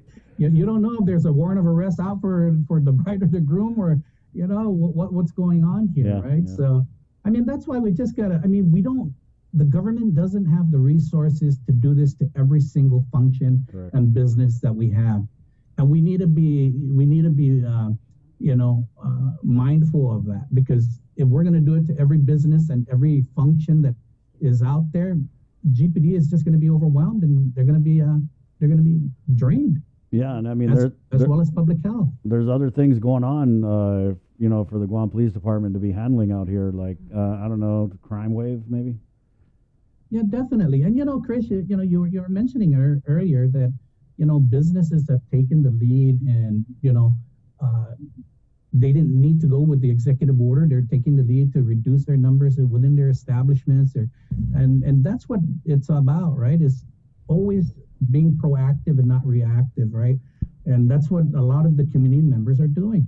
You know, I think what we need to do is stop this divide amongst the vaccinated and unvaccinated and come together as one community and say, this is how we need to move forward in ensuring that we continue to vaccinate our community. Let's put out the positive numbers of how many people got vaccinated yesterday instead of how many people haven't got vaccinated or tested positive. You know, let's start coming out with positive news so that we can, you know, because people out there that are unvaccinated are going to say, well, what's the use of getting vaccinated when the number of hospitalized patients is just the same as the vaccinated, unvaccinated? Yeah. What do you make of that, Senator? Because like the governor came out weeks back, I want to say I can't even remember, it was that long ago. But she came out and she dropped this massive EO that mandated right? With the conditions we're living under now as a vaccinated. I was thinking last night, Bree, I mean, just stop what you're doing right now, right? But it's kind of crazy that if you're unvaccinated, you can't eat out in a restaurant. I know we've been talking about it for a while, but it's kind of crazy. But she hasn't come out after that, Senator. And meanwhile, we're seeing, like you said, half of the hospitalizations are for fully vaccinated individuals. And I think the vaccine works early on. The problem is it fades after 6 to 9 months. So I don't know why they haven't come out, why the governor hasn't come out and kind of like changed her message up. Why do you think that is? Why do you think we go 3 weeks in this surge without even hearing from our elected governor? Meanwhile, you turn on the TV in Texas, New York, California, and their governor, they can't get them off the TV. I'm not sure, but I think that the messaging coming out of Adelup would really help the public understand as to the thought behind why we're going through these executive orders or why these public health guidance. And I think messaging from Adelup really needs to step it up and have the governor come out more frequently, talking to the people, talking to the people that she governs, and not just when it comes down to an executive order, putting down the gauntlet saying, no, this is the law of the land and this is going to be what it is from now until I change to the next executive order. And I think people will be more accepting to that than being, we live in a free country, I served our country for 6 years, and I didn't serve my country for 6 years so that my freedoms can be taken away at the swipe of a pen, right? So we need to ensure that we just keep with the messaging from Adelup comes out and talking to the people, Well, speaking of executive orders and the division between vaccinated and unvaccinated and the fines if you violate these executive orders, did you attend that public hearing last week on Bill 176 and 180? And if you didn't, did you get a chance to watch and hear what people were saying and people were testifying? Yeah, I wasn't able to be there, but I did tune in and I did watch as people were testifying as to, and that's the thing, right, Bree, is that we shouldn't be forced to be vaccinated. That's our right, whether we want to be vaccinated or not. It's a choice that we need to make as individuals. For someone to say you need to put this in your body and that's it. The last time I did that is when I was in the military and I was getting deployed to the Middle East, and they said, you need to take these certain vaccines and go on your merry way. Other than that, it was a choice that I made freely. That I got the vaccine. I went and got vaccinated. My entire staff here at my office got vaccinated, and I didn't have to tell them go and get vaccinated. It's a choice they wanted to do. We wanted to protect ourselves.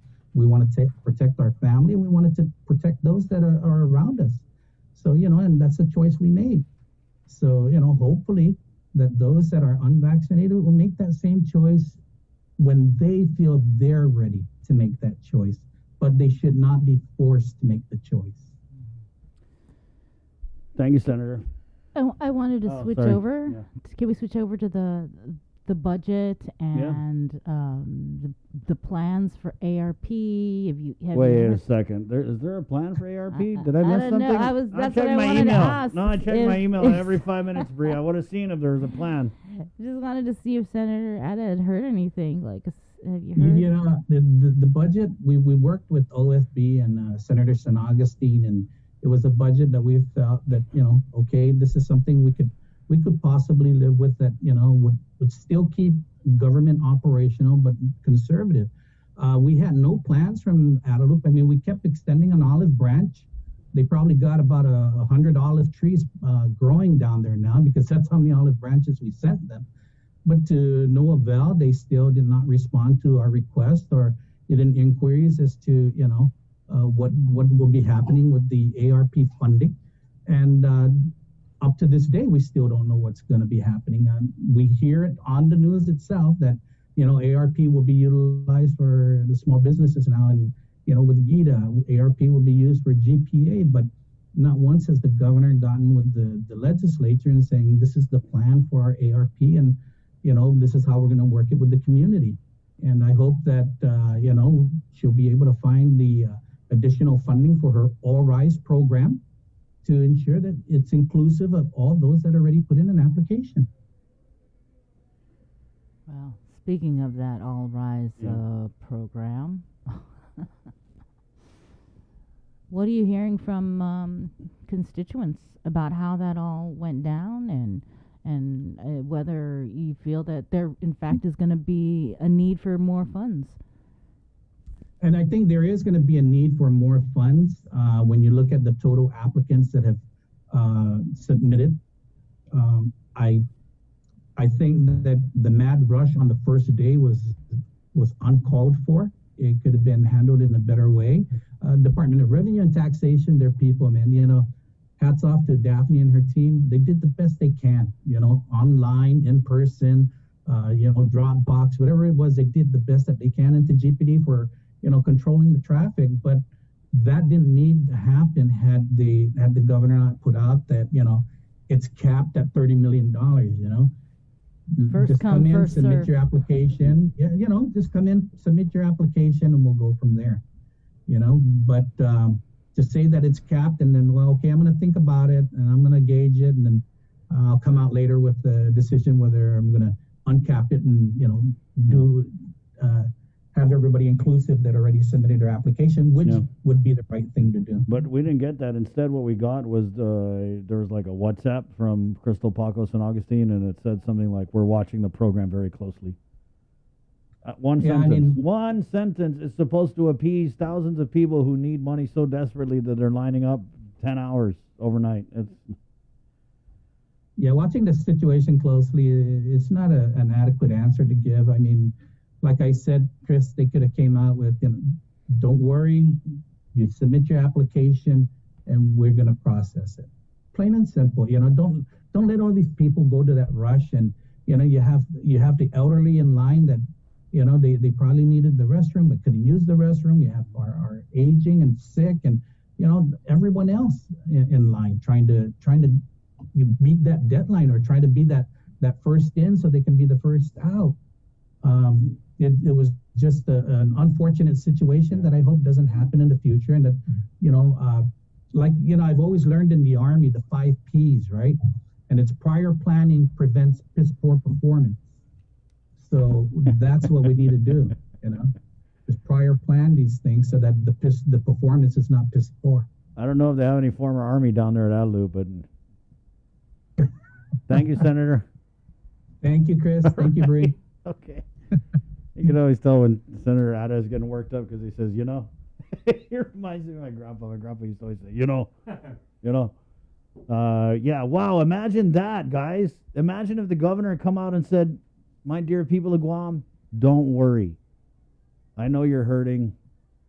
If we go over the cap, I got this. I mean, how hard would that be? Wow, that would just be like amazing. Or you take that and you apply it to anything else. Don't worry, my people of Guam. I know these cases are rising. We're just going to have to lock it down for a little bit just to stop the spread. I know I called out the unvaccinated, but it looks like the vaccinated are getting just as sick and going in the hospital and spreading the virus. Let's all unite together. How hard is that? Is it that hard? Well, anyway, 7:39, Wednesday, September 8th.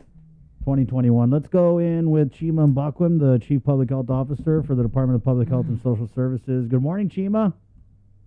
Good morning, Chris. Good morning, Sabrina. Good morning. Well, where do you want to start, my friend? We're just going to give you the floor right now. You just tell these people what you think they need to hear. I think we're still seeing an increase in the number of cases, and we're also seeing a huge number of recovery. I think yesterday my team was able to clear more than 450 releases of people who actually went through this and did not even get into the hospital. So that is a good sign, and people are actually getting better without without getting into the hospital. But those that are in the hospital, we're also seeing releases from the hospital. So there's still, a lot of good things going out there while, we're still having this surge. How much is that attributed to the administration of Regencov? Is it with recovery or with hospitalization? I'm sorry. Yeah, hospitalizations. Like because you started offering the treatment or making it more accessible over at the carnival grounds in Tizen, right? I guess that the doctors can make a referral. Where they actually do the referral to the clinics. We're getting feedback, in our meeting yesterday. I listened to Dr. Cruz talk about individuals who actually received the treatment, and they're giving feedback to the doctors because they are the ones actually taking care of that. So they would have more information about feedback from the patients who got the treatment. But with the little I heard yesterday, there's good news coming out from there. And also, we met with the HHS on Saturday to discuss about the deployment. So they actually gave us an estimated time of arrival, which might be sometime next week, hoping that everything works out well. So we're going to have increased access to members of the community that would need the Regeneron treatment. And that HHS meeting, that's part of the request that was made to FEMA for medical staffing? Yes. Okay. Yes. Yeah. We just met with them to make sure that we smoothened it out. And the number was actually increased from a 20-man team to a 30-man team. So we have 30 people coming for the treatment, not 20 as we estimated. How many? I'm sorry. What was that? 30 people. That's 6 doctors, and it's a 5-man team, and we're going to get six teams of 5-man team. Does that include the vaccinators? I remember you were mentioning you having the vaccinators are different. Separate. And the laboratory support is different too. Okay, could we go over the vaccinators on when they're supposed to arrive and how many? No, we're expecting 20 vaccinators, and we're still hoping that by next week we should have traction. Yeah. But the request was put in last week, and it takes at least 14 days for them to get to Guam, if approved, which I know. Yeah. And then the public health. You mentioned the lab. Yes, we actually asked for laboratory support too, and we asked for 4 individuals to support in the lab. We're hoping to get at least 2 or 3. And what will they be doing? They'll be helping with running the tests. Yeah, that's the testing. The lab has been running, every day for almost since March of last year. So we always get support, when we ask for support from HHS. So we actually asked, when we had this surge, we had to ask for support, and we're hopeful they're going to send those individuals. So I think we're going to have an increased capacity next week. And yesterday, we also met with the DOE nurses. So the DOE nurses are going to start off today with the department. And we've actually had schedules for homebound vaccination set. So they are going out to support in the homebound vaccinations, and then they're going to also support in case investigation. They're going to support us in the testing site at Tizen and the community health center. How many DOE nurses? All the DOE nurses. Okay. So you're shifting them because of the situation with online learning, right, and the closure of the schools? Yes. Okay. And I wanted to get back to Regencov. Is that it is Regeneron, or is it Regencov? Just want to make sure I'm clear on if it's the same thing. It's the same thing. It's the same thing. Yes. Okay. All right. So, how long? Because we see that public health is trying to make it more accessible out into the community. How long have we had Regeneron? I know that we've talked about this last year, because GMH was actually administering Regeneron along with that Vamlani VMOB. Yeah. Yeah, GMH had a process in place, and then when the cases started coming down, there wasn't really a need for this kind of massive response, for the use of the drugs. But with the Delta variant and how quickly it spreads and the number of people getting infected, that need to have this more proactive reaction, actually came in place.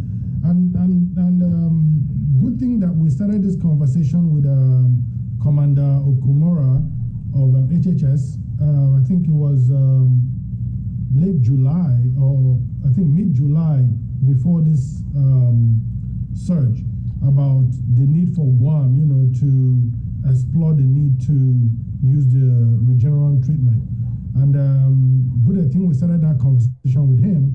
And when we started having the surge, then we actually activated the process. So that's why you're seeing it, because at the same time, this was happening, Guam's cases were low, but in other parts of the U.S., they had high number of cases.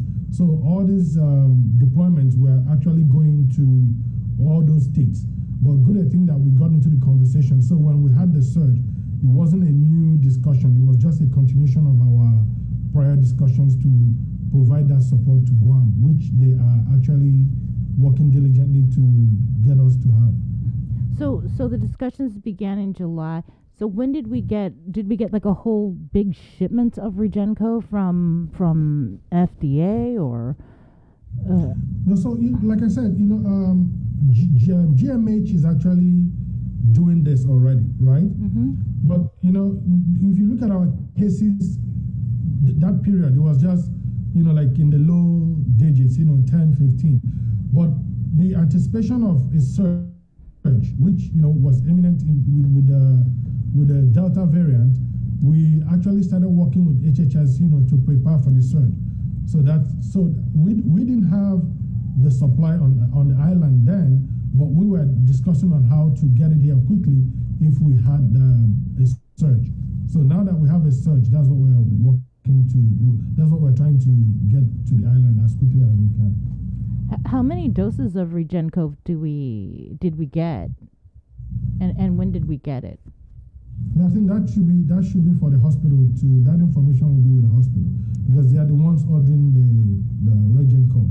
But now public health is stepping into to support the private clinics to actually set up our own site, which we are trying to set up with HHS, the FEMA team. So that is just us public health supporting the Regencov treatment. Remember, is a clinical treatment. It's just not prevention. Basically, is treatment, and it has a prevention component, which is the post-exposure prophylaxis, which we would also get into. But first of all, we need to take care of the people who are sick and who actually qualify for the treatment. Great. And so you've got the 5 teams, right, that are coming in possibly by next week. So where are we going to set up these sites then where people can get the Regencov treatment? I heard you, might have been Art, at the oversight hearing that it's being offered at GMH, and it went also online at GRMC. That was last week, Friday. So are there any other sites? Because you said 5 teams, so does that mean they're going to open up 3 more sites to get Regencov? Yes. We're actually at the point of identifying those permanent sites for the administration. We met yesterday to look at the options we have. We actually listed some options, on where we can use for the treatments. But that conclusion would have to be before the end of the week because we need to be sure, because of the weather, it's a concrete structure. We don't want people to be out there in the rains. We want to make it sustainable for people. So we met yesterday. We're going to meet again this morning, to make sure that we get it right.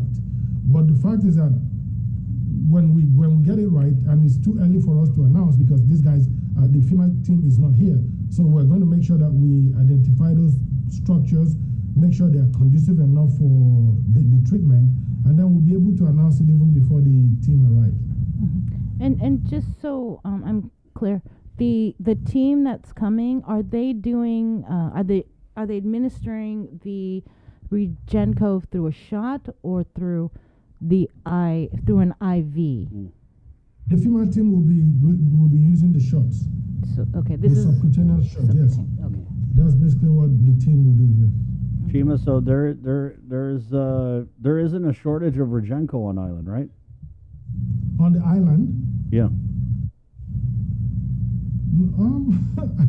I don't understand the shortage. We actually the hospitals are the ones ordering it. Okay. So I think they have orders that are placed that are supposed to arrive anytime soon. But I think they are still treating people with REGEN-COV. But they're waiting on an order? Yeah, they're waiting. Yeah. The thing is that there's this is actually being asked for by every jurisdiction. Yeah. Yes. So. Yeah. But No, that's what I'm asking, Chima, because we saw early on in the pandemic, I'm sure there were shortages in masks, PPEs, and as we kind of get deeper in and people start to really look at recovery, like you said, I'm pretty sure there's an increased demand for REGEN-COV and all these other monoclonal antibody treatments. That's why I was asking if we have enough supply on island. Yes, so we I think with the clinics, the hospitals have enough, but public health is stepping in, to actually order some more for the team that is coming. And the good thing is that there's an increased demand for for the treatment, which is a good sign, and then that will really help us in keeping people away from the hospital. So do you know how many doses we have currently in stock? No, that would be for the hospitals. No, but public health is ordering, right? So does public health have any REGEN-COV? We don't have any REGEN-COV now. As at this moment, we don't have any. But you're expecting a shipment? The hospitals are actually expecting their shipments, but public health is ordering. I was actually talking to the HHS liaison on island, about the process. I spoke to the pharmacist yesterday, so we're going to have that completely, ordered today. So it sounds like there is a shortage. Shortage on the REGEN-COV? In the U.S. I mean, we're hearing like there's 10 doses left or something. But we're trying to get hold of Lillian. I just figured you would know. No, I think that the clinics, the hospitals will be, I think, the best to answer that. Okay. So again, next week, the arrival of the team from HHS for these REGEN-COV community sort of like clinics right outside of GMH and GRMC. And public health is going to order the doses of REGEN-COV that will be used at those community sites. Yes. So we're, is a kind of we're trying to expand access, to the treatment. Just not concentrating on the hospitals. We're also looking at having outlets where people can access the treatment. Why don't we have them now, though? If we're trying to start this next week, why don't we have the REGEN-COV for these community sites? We have to order it and then have the people to. But are we going to administer it? Yeah. So when they get here, are we going to have any REGEN-COV for them to work with? If we're waiting on shipment? Definitely, it's the same people coming to administer it are the same people who are going to give it to us. Okay, gotcha. What about testing, Chima? We've been talking over the last few weeks about, especially because we did that pivot where you're telling everyone to go out and get tested, but the line at Tizen, we just get a lot of complaints about, well, not complaints, maybe that's not the right word, a lot of statements from people who say that they're waiting hours to get tested. And I know you had talked about on this show that you guys were trying to open up more testing options for people. Yes, but I think the clinics are actually stepping up now to support us in that aspect. I think yesterday, I think I got a report that the Guam Radiology actually tested up to 400 people, because they asked for extra testing platforms from public health. I think that is commendable in the sense that we're seeing, people who are not only going out to stand in line, but also trying to assess testing from their private physicians. So the discussion last week was opening up another test site. But I told you about the challenges that we have, identifying, the place. But we are still looking at that option, because when the FEMA team actually comes on ground, it's going to relieve some pressure from the nurses, and also help us push more resources towards testing. So is Guam Radiology, is that another public health testing site, or? No, we partner with private clinics. AMC is testing, GRC, 7-day, the SDA is testing a lot too, and FHP, I think, yeah. So a lot of the private clinics are really, because people are going to see their private physicians too, and they are getting checked out there too. Is the testing supposed to be free when you go to the private clinics? Yeah, I think it's free in the sense that for those who have insurance, the insurance actually pays for the administrative fee, but the cost of the test is free. One thing you've said on this show in the past is that the numbers tell a story. So when I look at the numbers, for example, for the hospitalizations and, the unvaccinated versus the vaccinated, like at GMH over the weekend, it was 25 vaccinated, 25 unvaccinated. Last night's JIC, it was 18 unvaccinated, 14 vaccinated. At GRMC, it was 13 unvaccinated, 11 vaccinated. What do these numbers say? What is the story? So I think we should just step a little back from like the comparison of vaccinated and non-vaccinated hospitalization and all that, because what we're looking at, if you're looking at the number of people who are vaccinated on the island, there's a huge number of people who are vaccinated, and like I mentioned earlier, the virus actually the vaccine does not cure, it doesn't limit transmission. So, and also people have other underlying illnesses that take them to the hospital, and they get tested for COVID. And I think I had a brief chat with Chris on that, about, people being in the hospital, reasons why they're in the hospital, what symptoms brought them to the hospital. So that is something that, it's going to take some time, because that information will have to come from the clinic, to look at what those numbers are. Because most times you might have underlying conditions, and you go to the hospital to go see a doctor, and you get tested for COVID, and that becomes part of your diagnosis. But going into the hospital with COVID, or you have a condition and you go to the ED, and then they test you and it's COVID, and you're also having severe COVID symptoms, is another way of looking at it. But what we're trying to say is that the vaccines actually offer you more protection than the unvaccinated, right? So the fact that people are ending up in the hospital, we know about the breakthrough cases, which is consistent with what we're seeing in every part of the world. But the good thing today is, let's look at where we are today and where we were at the same time last year. Last year, the island was completely shut down at this period, completely shut down. And like I mentioned earlier, the cases were more of congregate settings. We were seeing cases in the prison, we were seeing cases in the barracks.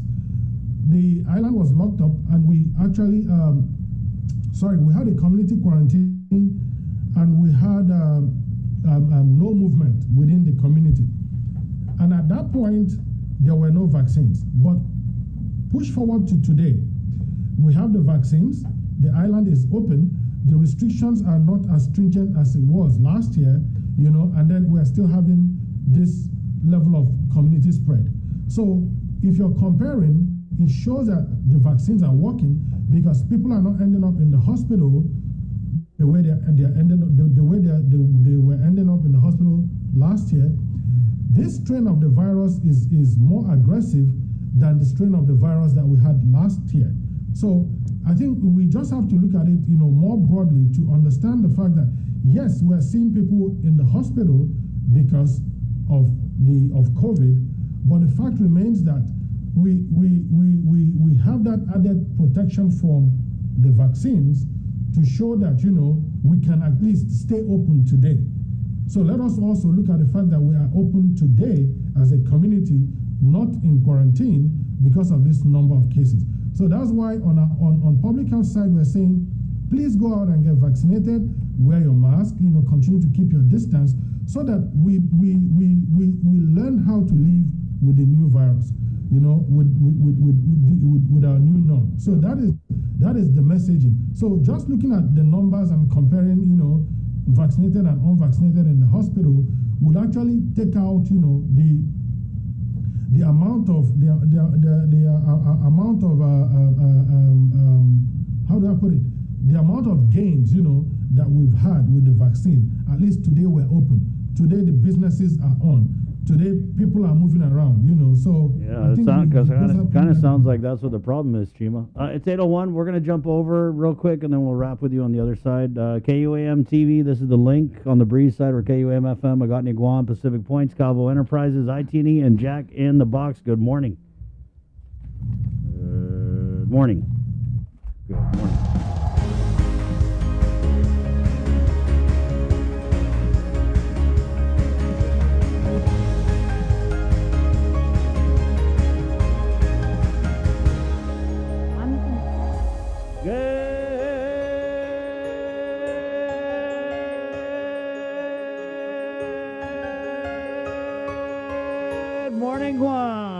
Morning, Sabrina. Good morning. Good morning, Jason Solis. Good morning. Ladies man. Joe Sir, good morning. Good morning, KUAM TV. Welcome to the link. Miss the link, miss lots and lots, so don't miss it. We're in right now in the KUAM News Zoom room with Chima Bakwem, the Acting Chief Public Health Officer, Superintendent John Fernandez. Coming up right here on the link, 8:03. Yeah, Chima, so you were basically saying, look at the difference between last year and this year. Yeah, and I don't know, a lot of people are saying that we're just as bad as we were last year, and we have the vaccines. So I know that you're trying to make the argument that, and I don't know, correct me if I'm wrong, are you just basically saying that this is the new norm and that this is acceptable to have 200 cases, 100 cases, 90 cases a day because we're not contact tracing, we're not doing any additional restrictions, we're listening to you talk about how we've actually made gains while we're sitting in this position that we're in right now. So help us make sense of it, because when I look out here and I see these high numbers and I see you know, schools shut down, face-to-face learning temporarily suspended, I don't necessarily see the gains. I feel like we're over the edge, down the other side, falling down the hill. Well, Chris, I think your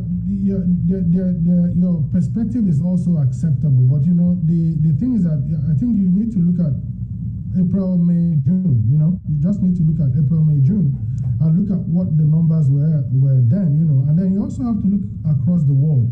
You know, we're talking about another variant. You know, we're talking about something different, something more aggressive. We're talking about something that has actually shown to be more aggressive than what we had. And this is always a moving target. And we, as it moves, you know, we try to make sure that we catch up with it. So today we're seeing this uptick in cases because of certain behaviors that we did not, you know, certain behaviors that we're not really strict on as individuals that brought us to where we are today. But as a community, we've been able to fight this virus down up to February, going to June, and I think we can still do that. But if you're suggesting that if the insinuation is that we need to be more stringent in our restrictions, also look at the other school of thought, that is saying, you're going to shut down businesses, it's going to affect people's life, you're going to shut down the borders, people are not going to come in.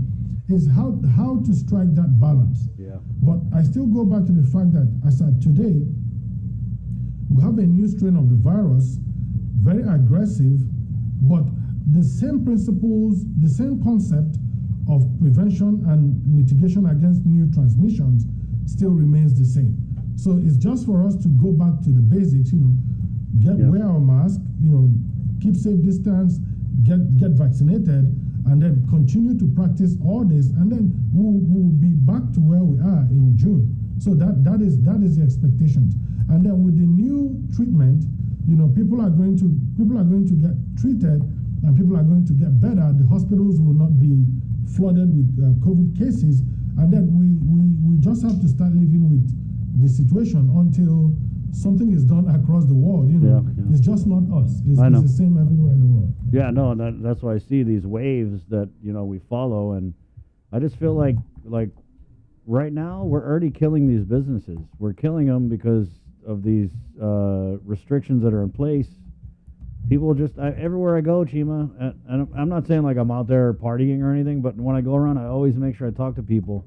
And what I'm hearing is that a lot of businesses are seeing reductions of 30 to 60%. So the businesses are already dying, right?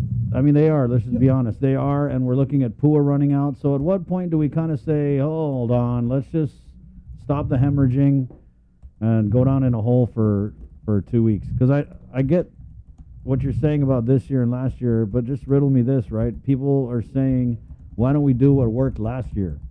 Because we're in a bad spot now. We have the vaccines. Why don't we go back to doing what we did last year to stop the spread, which was, was like lockdown, takeout only style of restriction? Or are you just saying again that this is totally acceptable? Because if it is, then we need to know that, because we're out here pushing the message. No, so Chris, like I said, these are different schools of thought. People are actually saying, stay open. People are saying stay closed. Right, yeah. People are not going to the restaurant because they don't want to be in crowded places. I know a lot of people that will never go into any restaurant if it's not outdoor. They are fully vaccinated, wear their mask, but nobody wants to take that chance of getting infected with the new strain of the virus that is more aggressive than the former strain, So these are decisions that people are making on their own. So the restaurants are open, and people are open to go to the restaurant. But the fact remains that when people are making those choices, they're personal choices. But the fact that the restaurants are not shut down is not what is basically driving the transmission. But there's also people's behavior and attitude that would also be part of it, because the virus is transmitted by human beings. Like if we cover our nose, we protect others. If we have the virus, if we don't have the virus, we protect ourselves from others who have the virus. So basically, that is the concept of wearing a mask, so that you limit transmission. So I think those are things that we need to put in perspective when we're discussing this. There's a school of thought that wants the island shut down. Yeah. There's a school of thought that want it open. Balancing it is what we're trying to do. With the restrictions in place. To actually limit new transmissions. We're still fighting with the old transmissions. With the things going on. And I spoke to my team this morning, and the question has always been, are you guys seeing transmission in crowded places? Are we getting anything, out there, like restaurants where you're seeing a lot of cases? No. We're still seeing them, in the family units, where, like I always say, people are less conscious, the rate of transmission is so high, is less than 3 days to get infected, or 4 days, But like I said, in the coming weeks, we have all this, remedies in place, starting soon, to see how we can effectively, stay open and also drive down the new transmission. When you say those remedies starting soon, are you talking about the The treatment. Regencove. Yeah. Okay. Yeah, the treatment. Yes. You know, because so you can imagine now. You know, so we started with the non-pharmaceuticals. Nobody knew anything about COVID. You know, the scientists were out there, and one thing people don't even understand is that, you know, like a lot for COVID, there has been up to 400 EUAs, you know, approved just for COVID alone, which has been the highest EUA approved for any kind of epidemic, because there were EUAs on testing kits, there are EUAs on medication, on gowns, you know, because it is, you know, like the pandemic is so massive.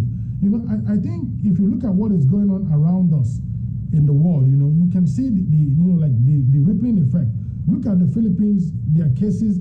Look at Japan that actually had the Olympics. Look at their daily case rates, you know. So it is the same across board, and the message has been consistent with WHO and CDC and the local public health agencies, you know, to try and say, first of all, we didn't know what to do. It hit us so hard.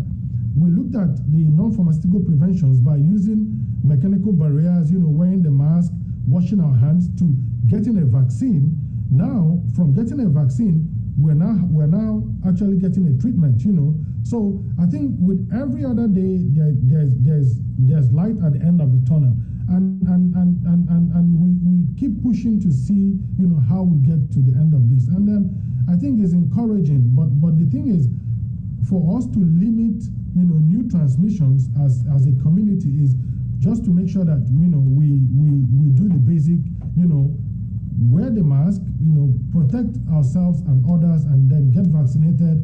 If you get sick, you know, you go get the Regencove treatment, and then keep our hospitals open for people who have other, you know, conditions that are not basically COVID. And then I think we'll be able to live with it as long as we can.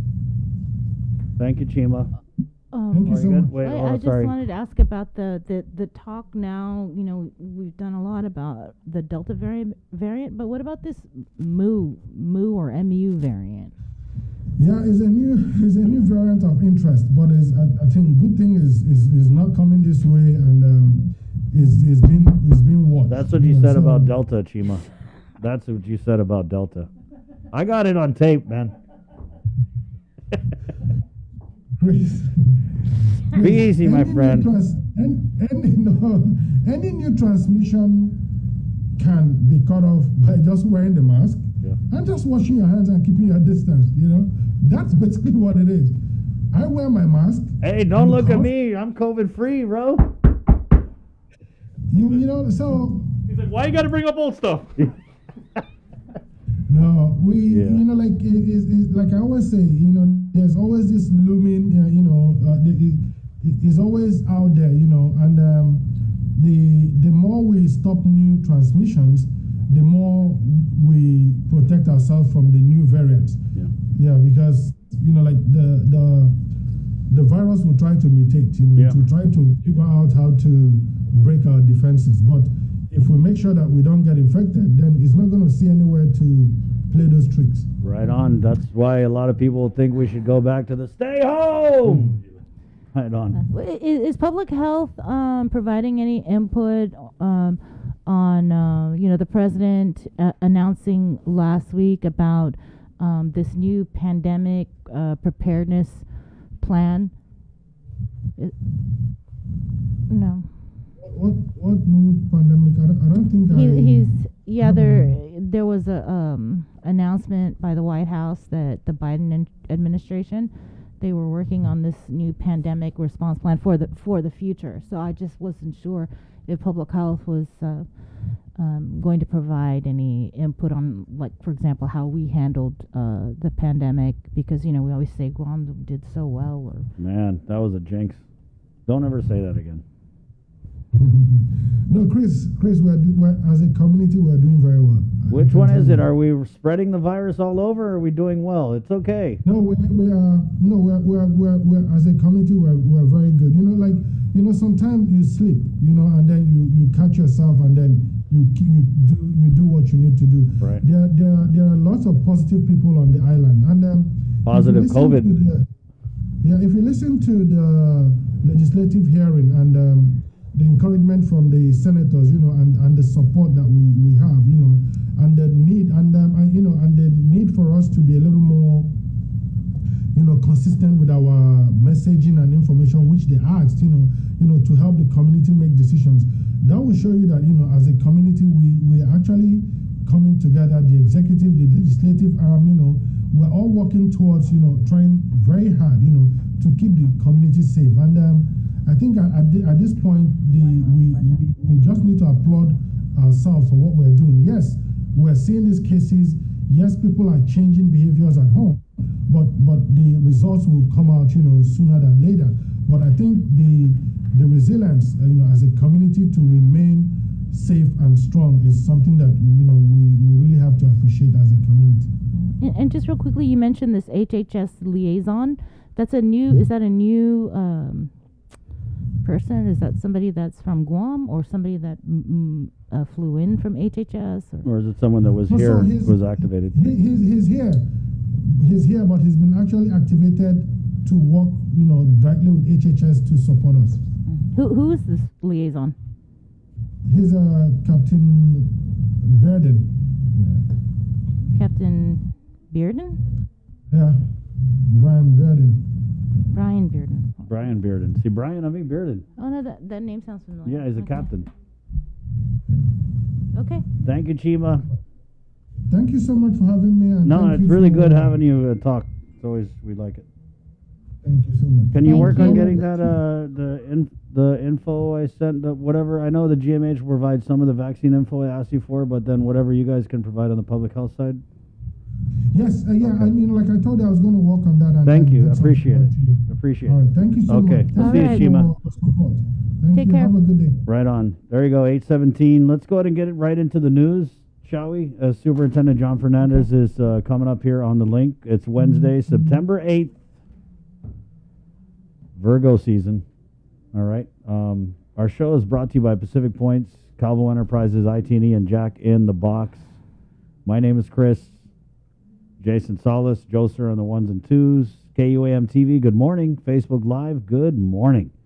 Now with the very latest from the KUAM News team, Sabrina Salas Matanani. Good morning, Sabrina. Off it, everybody. Guam recorded 2 more COVID-19 related fatalities. According to the Joint Information Center, the 152nd COVID-19 related fatality occurred at GMH Sunday at around 10 o'clock in the morning.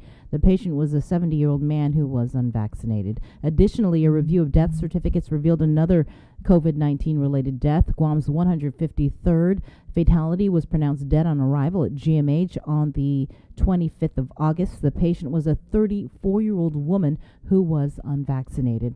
A total of 63 people were hospitalized as of last night's JIC.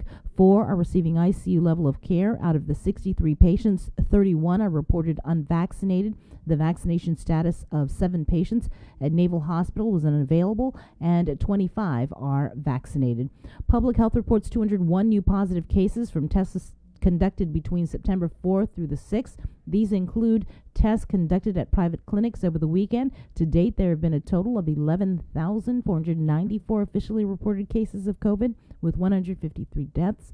2,054 cases are in active isolation, while 9,287 are not. The CAR score is 39.4. GDOE reports 5 more students and 5 employees tested positive. The student cases were identified at Finnegodson Elementary, Jose Rios Middle School, Ukadu High School, and 2 from Weddingale Elementary. As for employees, they were identified as working at Price Elementary, Mauricio Martyrs Memorial Elementary, Agata Johnston Middle School, and Untalon Middle School, as well as Ukadu High School. Again, you are encouraged to get tested and know your status, especially if you know you've been in close contact or exposed to a positive case. You don't need to wait for public health to contact you. Just go get tested. You can do so at the Old Teason Carnival grounds. The rapid testing clinic is from 8 a.m. to 12 noon. Vaccination clinics, meanwhile, are being held today at the UOG Calvo Fieldhouse from 11 a.m. to 6 p.m. and at the Southern Region Community Health Center from 9 a.m. to 12 noon. And with more news, here's Jason Salas. This news update is brought to you by Pacific Points. Do more, get more. Hey everybody, I changed really fast. Here is your news link update. Well, in another bid to boost up struggling small businesses, GITA will be offering a new round of grants worth about $27 million. The governor signed a new executive order authorizing the use of ARP money to fund it.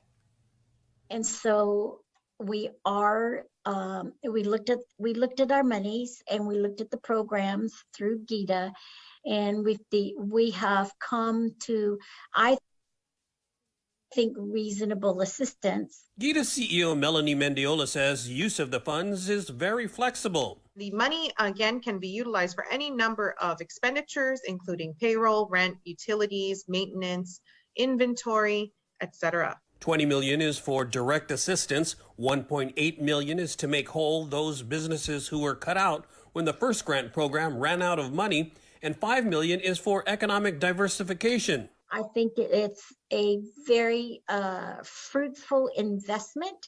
It's very good use of American Rescue Plan monies because it not only, like I said, helps right now, but it also projects out into the future. Along with her previously stated goals of launching agriculture, aquaculture, and pharmaceutical industries, she's also trying to woo tech giants. She says she met recently with a director from Google. And she definitely said, yes, they are looking at Guam because they're in Hong Kong right now, and because of the unstable government and civil environment of Hong Kong, they're looking at a much stable place. Representatives from local business organizations were also invited via Zoom to the executive order signing, and they all said they were pleased with the new grant program.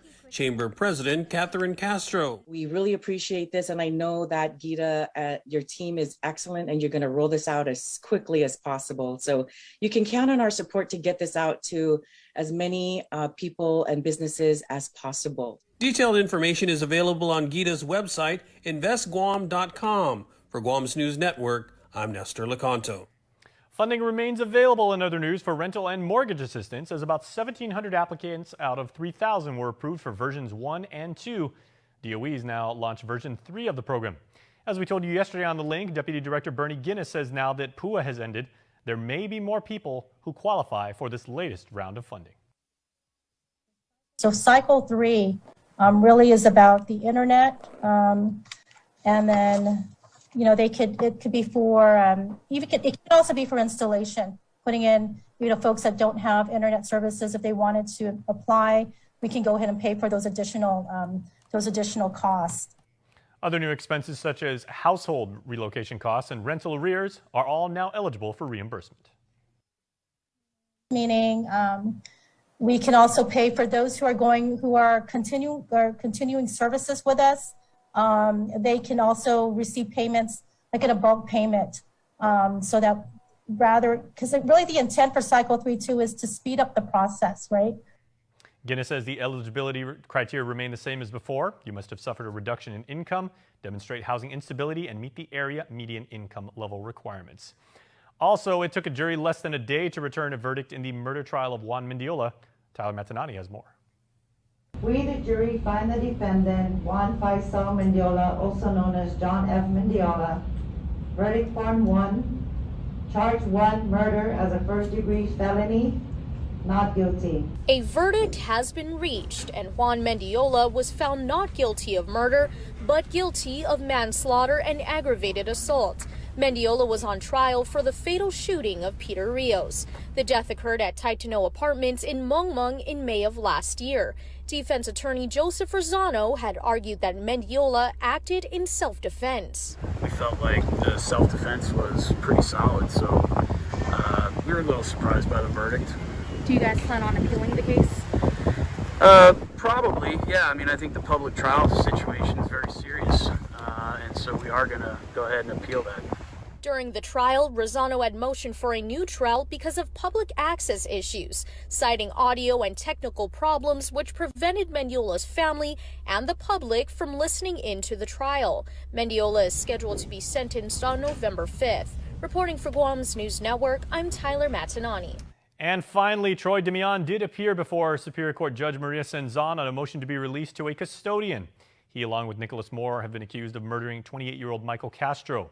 Damien's father, mother, and uncle are currently awaiting approval to be a custodian, with Assistant AG Jeremiah Luther arguing immediate family and spouse do not meet the criteria. A decision was not made, as Her Honor ordered Damien's defense attorney file a request for electronic monitoring with probation in the event the request is granted. After the proceedings hearing has been scheduled, Damien has pled not guilty and is being held on $750,000 cash bail. That's it for now. Let's get you back to the link. This news update is brought to you by Pacific Points. Do more, get more. There are fears Labor Day travel could lead to another spike in cases. More than 5.3 million travelers were screened by TSA officers over the holiday, even as the average daily death count from COVID jumped 130% over the last month. That's the worst it's been since March, before vaccines were widely available. David Bonneau visits a Texas hospital where staff are struggling to keep up. COVID is kicking humanity's ass. And as a member, as a team player on Team Humanity, I take that personally. This is Dr. Hassan Kakli. He is in a race against time, but right now he is losing. It's okay, Araceli.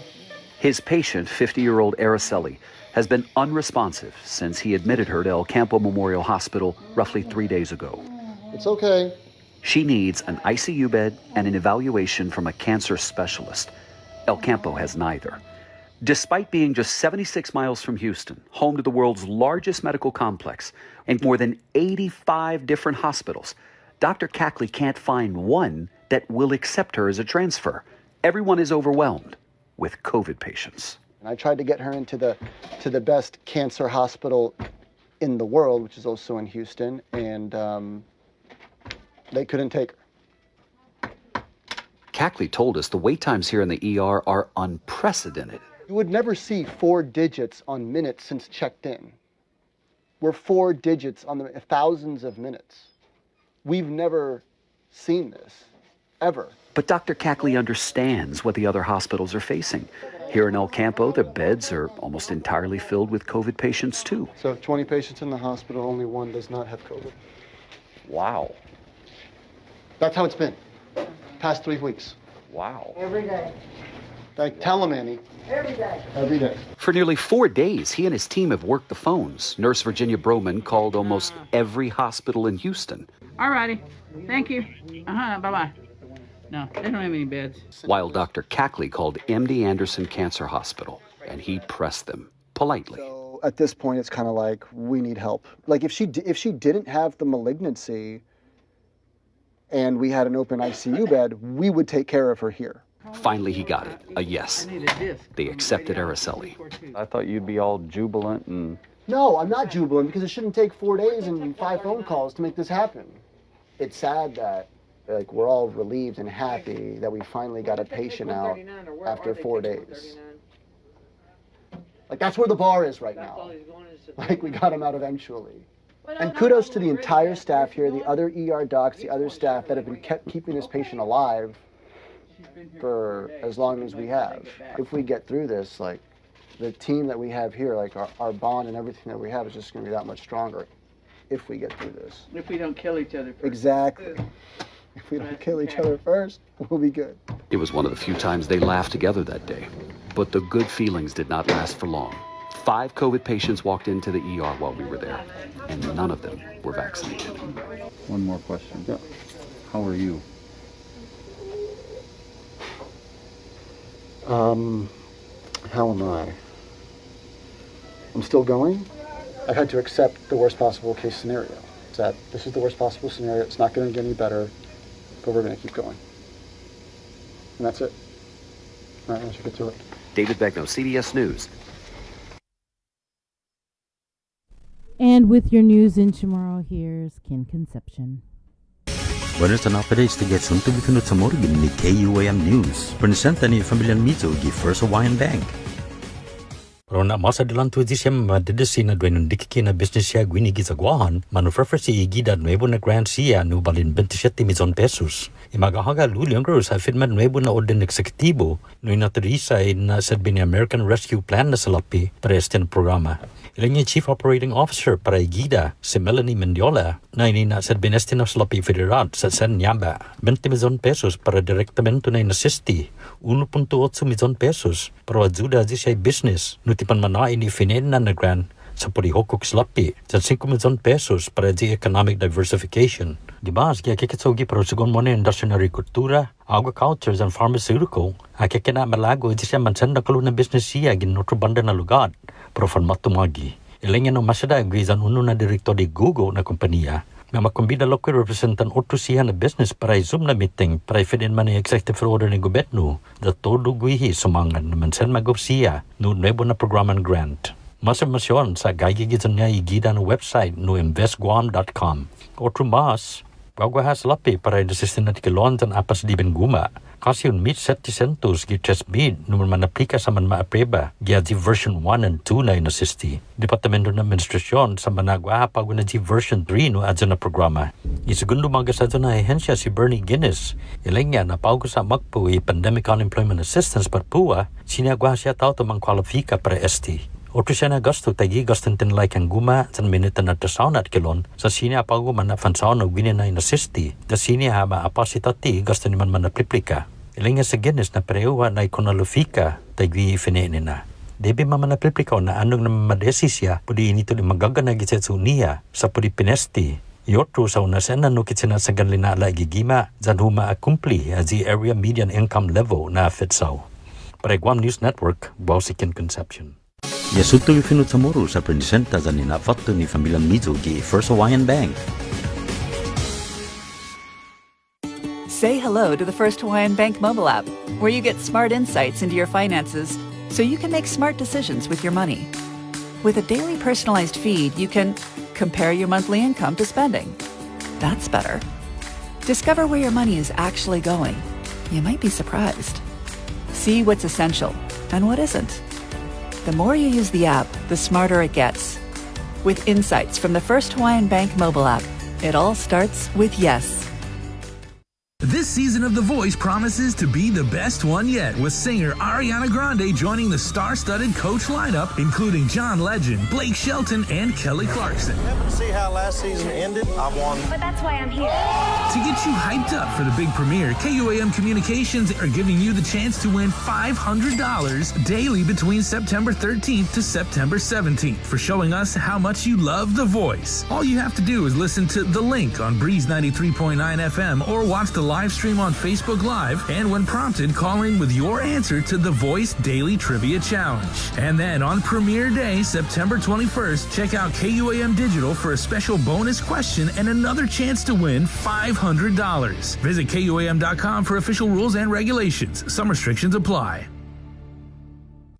We know you're tired of hearing about COVID-19. Some of you are probably wondering whether this is ever going to end. However long it takes, we all have to do our part, including our children, to hold the line. You can protect yourself and your family by getting vaccinated. And if you're already vaccinated, don't let your guard down, because you can still give and get COVID-19. And if you're not vaccinated, remember that if you catch the virus, you could suffer more severe complications. At the end of the day, it's the choices we make to protect ourselves, our families, and our community that will control the spread. We know it sounds repetitive at this point, but again, wash your hands, watch your distance, and wear your mask. Together, we have to hold the line.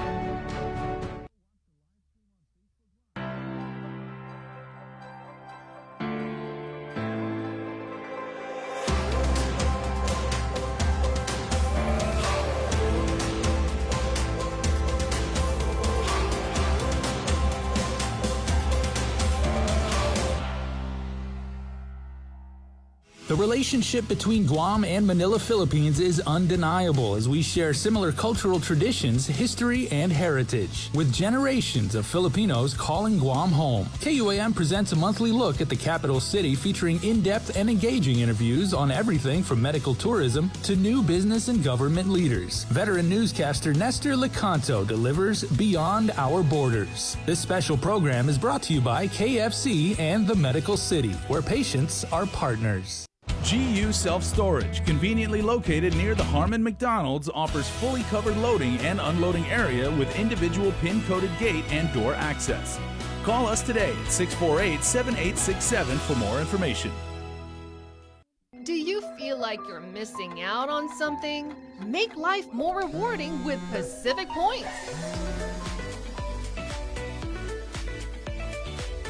Earn and redeem points for bill rebates and free load at IT&E, discounts on fuel at Shell, vouchers at Foodies, and United Mileage Plus miles. You can even pay with Pacific Points at IT&E, Shell, and Foodies. Pacific Points. Do more, get more.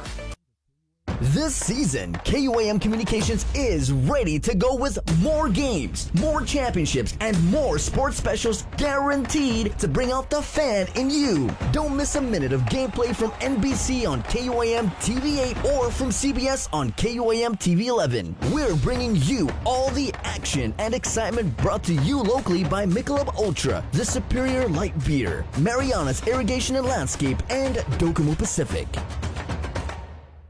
Catch SportsLink on the KUAM News Morning Show, The Link, every Friday to hear about the latest in sports news, game schedules, athlete profiles, and more. SportsLink, brought to you each week by Cure Alkaline Water and Mariana's Irrigation and Landscape, airs every Friday across the multimedia platforms of KUAM. Tune into the broadcast on Breeze 93.9 FM on KUAM TV 11, live streaming through the KUAM News Facebook page, or view highlights on YouTube, KUAM News Facebook, and Instagram. SportsLink is hosted by Dave Delgado through KUAM Sports, and he will make sure that everyone knows what is happening on the fields, in the gyms, and everywhere in between. The KUAM Care Force presents The Greater Good every Wednesday on The Link. This special feature presents interesting and informative interviews with community leaders and organization representatives to bring awareness to our residents and encourage participation in planned activities to celebrate. The Greater Good is brought to you by your friends at J. Goodman, a happiness company, and Guam Windward Memorial. Celebrate life. KUAM's multi-platform morning show, The Link, just got a little more delicious with Feed Me Fridays. Chris, Sabrina, Jason, and the rest of the morning crew will take some time off each Friday to talk, taste, and tempt you with all the latest and greatest food and drinks on Guam. Old faves, new hits, and everything else we can put in our bellies. It's Feed Me Fridays on The Link, brought to you by King's Restaurants, Ruby Tuesday Guam, and Devondale. 93.9 FM.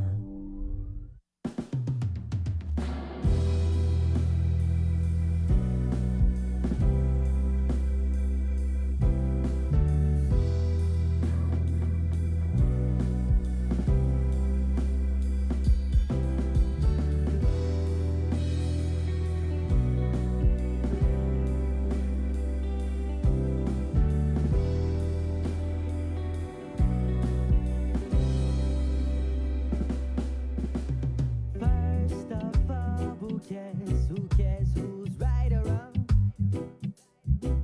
Why does every single thing have to feel like a human competition? Aren't we all a part of the same damn species? 'Cause it doesn't seem so. We were born with positive instincts, yeah, misled by the media's control. Just gotta believe it. Skitty out today, the power of your mind. Forget what the negative people say, whoa, whoa. Just lean into the light. Just gotta believe it. Skitty out today, the power of your mind. Forget what the negative people say, whoa.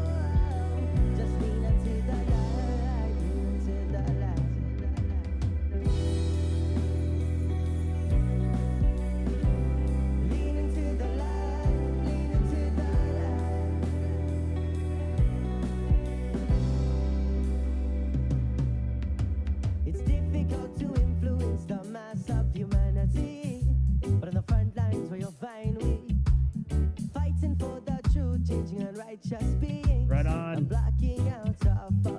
840, that's Evergreen, Into the Light. Good morning, KUAM TV. Welcome to the link.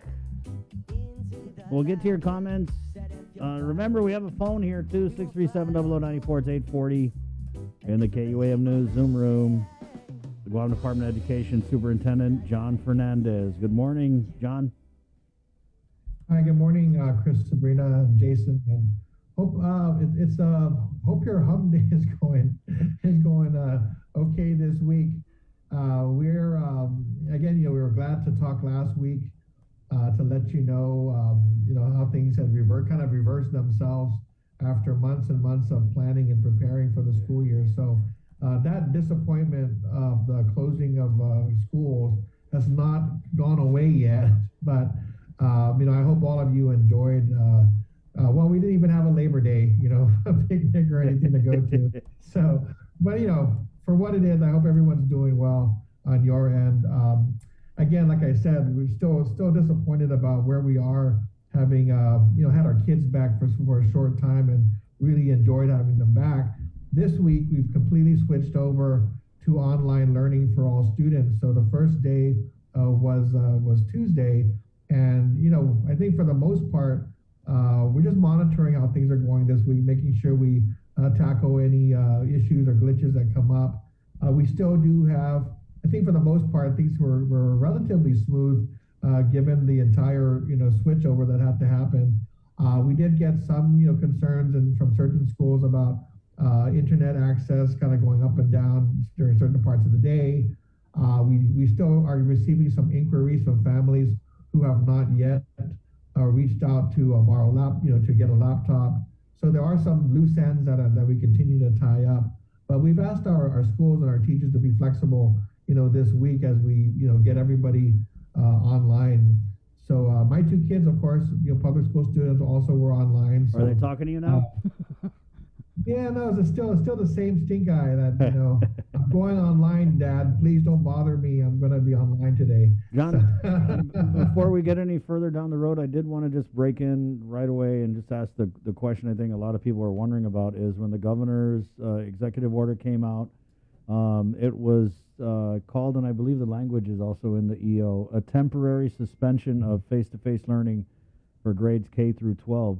So do we have a read on pre-K through 12? Do we have a read on how long this temporary suspension is? Because it kind of seems just from the posture that this is going to be the situation next week too. Yeah, I think it's always important to talk about the formal and informal deadlines. The executive order itself is indefinite, and so I just remind our stakeholders when we talk about the governor's executive order that technically speaking there isn't an end date. So you can't go back and say, well, the executive order said it's going to be 2 weeks.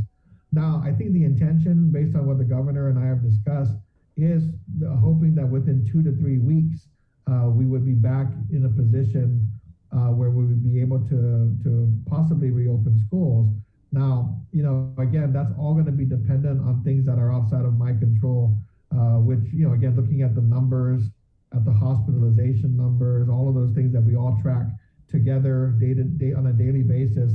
What you're looking for is a peak, and you're looking for then the numbers to start coming down to give you at least some hope that you can get back to planning for a reopening. And that doesn't look like we're there yet. And so, like I said, we hope it's 2 to 3 weeks at the most. But we also have to be prepared for the reality that it could go longer, depending on the progress of the community overall. So that's what we're doing next week, parents. Situation, it looks like it's going to hold, right? Yeah, I would anticipate at least another week. And again, what we're looking for is that as you look at the numbers going up and you see the numbers of new cases and hospitalizations, you're hoping to hit a high number and then see it come down, and not just come down one day, because that might happen over for one day, but you're looking at 2, 3, 5 days where the numbers start to come down and give you an indication that the shutdown of schools and the other restrictions are having an effect. If they don't, then I think that's really where the governor's going to have to think about what other measures are necessary. But that's the challenge here. The challenge is that there's like a 2 to 3 week lag between when you put your restrictions in and then seeing when the cases will start to decline. Right. The good news is DOE will not be having any cases to report as of today. It's been more than 10 days since since kids have been in school. Yeah. And so we're going to put something out more publicly just to clarify, we typically report students who have been on campus, but, now that we're past the 10-day period where, there's not going to, we still get parents reporting, hey, our student, was tested positive, but because it's been over 10 days, it's very likely that they haven't, it wasn't while they were on campus. No contact tracing is required based on those guidelines. So, again, we're going to probably be reverting back to where we were over the summer, not the summer, but when we were back in shutdown, where there were nobody on campus to report. So the thing about it is that doesn't mean that kids aren't getting it.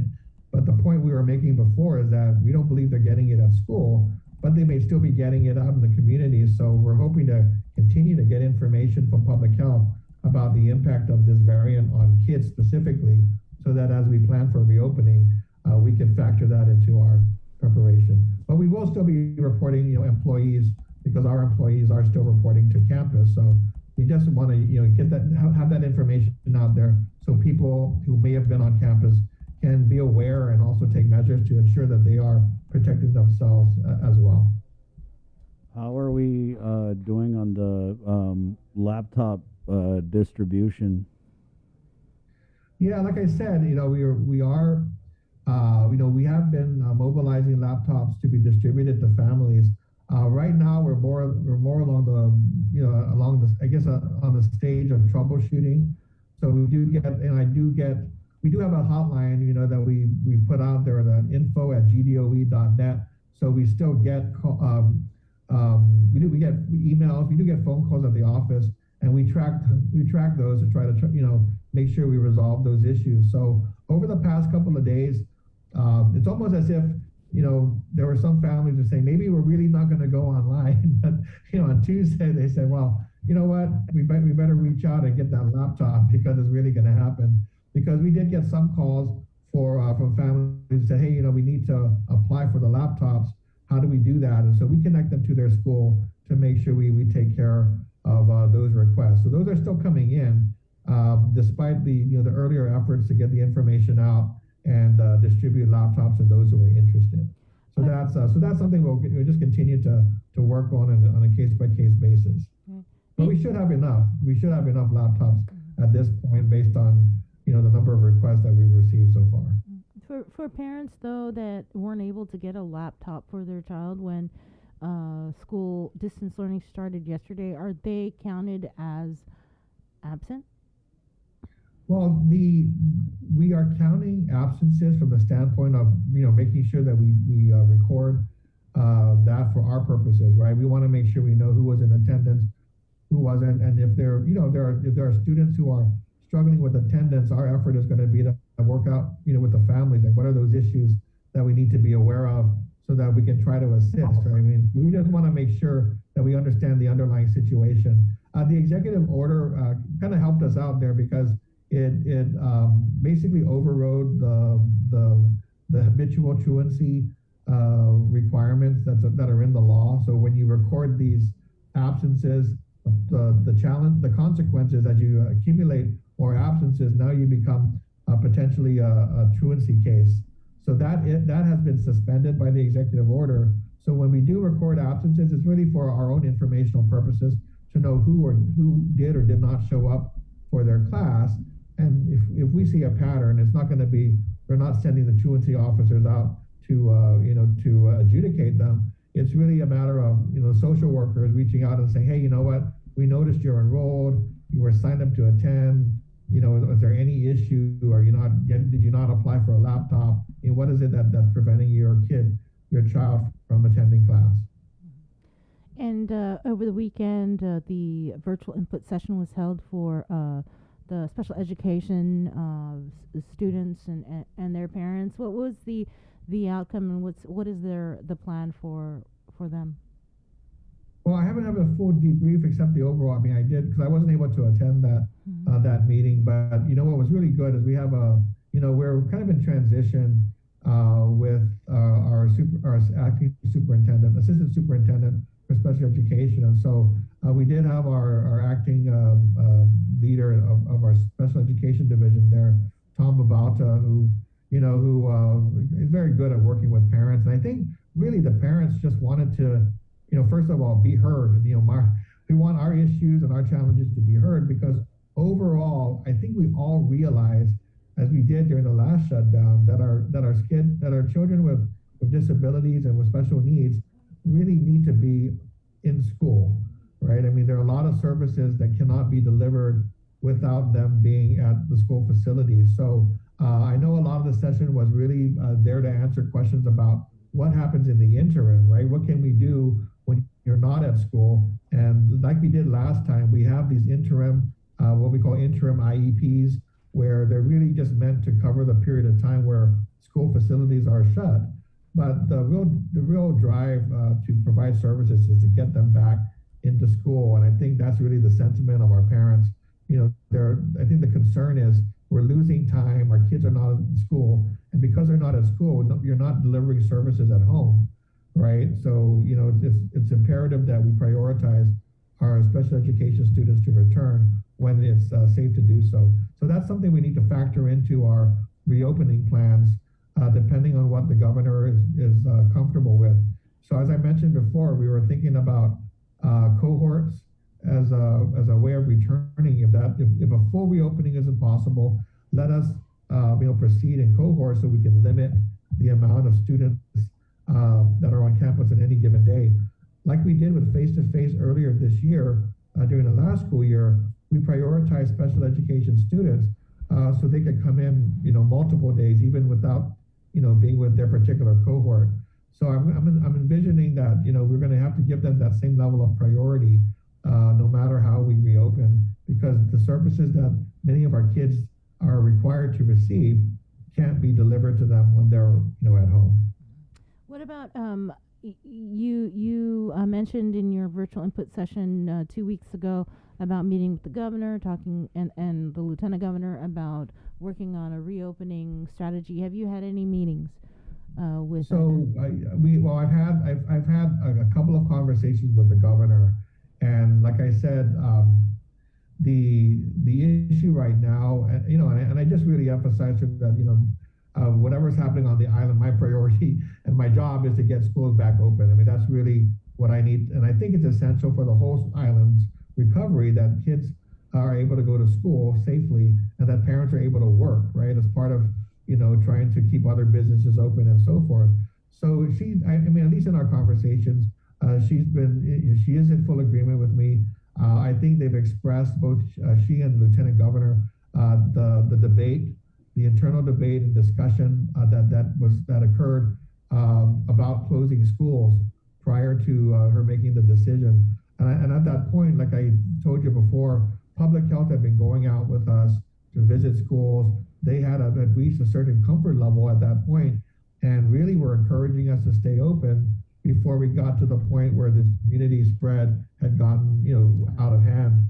So I appreciated that, that recognition and acknowledgement and her commitment to prioritize the reopening of schools, but we're not there yet. So while we are trying to weather this new wave in cases, and as we're trying to just get this temporary online switch over fully implemented, what we're trying to work out internally that we want to present to the governor is a series of options that could be considered. So full reopening is our priority. Go back 5 days. Let us know what safety mitigation things need to be addressed or improved to allow that. But if full reopening is not possible, looking at cohorts and determining how those cohorts should be set up. So, I think in a normal situation, cohorts are, you have half the school comes on day one, half the school comes on day two, and they just simply rotate, throughout the week. But I think there has been some internal discussion about, well, does this apply to elementary or secondary, right? Because we know that the secondary students have the opportunity to get vaccinated. So, I think the questions are, should we be looking at that population differently versus the elementary students who still don't have that opportunity? So that's really going to take some public health, guidance and expertise, and whether that matters for us to, in terms of our reopening plans. So I think last school year, when we went to cohorts, we did it for everybody.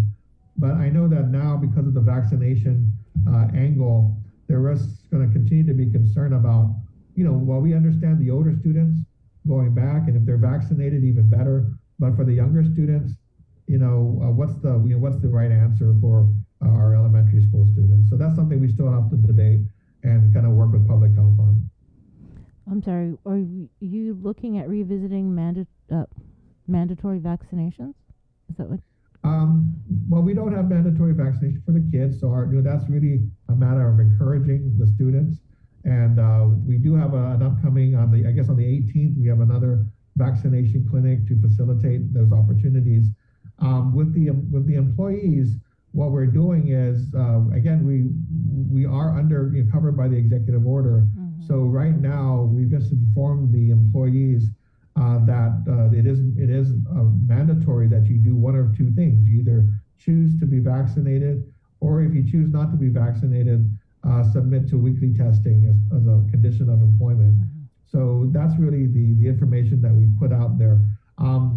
We haven't really figured out and determined whether disciplinary consequences ought to be, included in that strategy. We have a lot of our employees who are already fully vaccinated, so that's a good thing to have 70 to 80% of your employees already compliant. So right now, we'd like everybody else to choose, what option is best for them. And those options, of course, are either vaccinate or, submit to weekly testing so that we can have a way of screening for COVID-19, on a regular basis. Right. I get the mandatory vaccination / testing for employees, but I was just wondering if it's back on the table about the possibility of mandating, eligible children to be vaccinated before they return to school. Well, face-to-face. I think I would say right now there's not been a discussion, nor have I put it on my priority list to mandate vaccines for children. So that's I think that's a complicated matter I think the issue of when is it appropriate to override parental consent, that has to be really researched and thought through. But again, that's a mandate. I mean, that's a mandate where it covers everybody. But you're absolutely right that there have been some students are saying, hey, why don't we just set up online and face-to-face so that if you're vaccinated, you go face-to-face, you can be in the face-to-face cohort, and if you're not vaccinated, you're in the online, And I said, well, we'd have to look at that type of option, but that would be something where it's not really a mandate, but you would not be, that would set something up where you would not be eligible for one mode of learning if you're not vaccinated. So those ideas have come forth, and in fact, there's a couple of some student input where you've heard that. Why don't we just allow the vaccinated to go face-to-face, unvaccinated stay online, and same for activities, right? If you want to participate in sports, maybe make that a required, vaccination, to participate in sports versus unvaccinated students.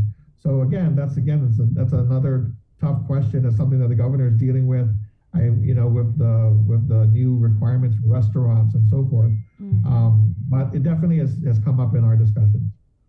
Okay, so not a mandate, but if you want to come face to face, then you'll have to be vaccinated.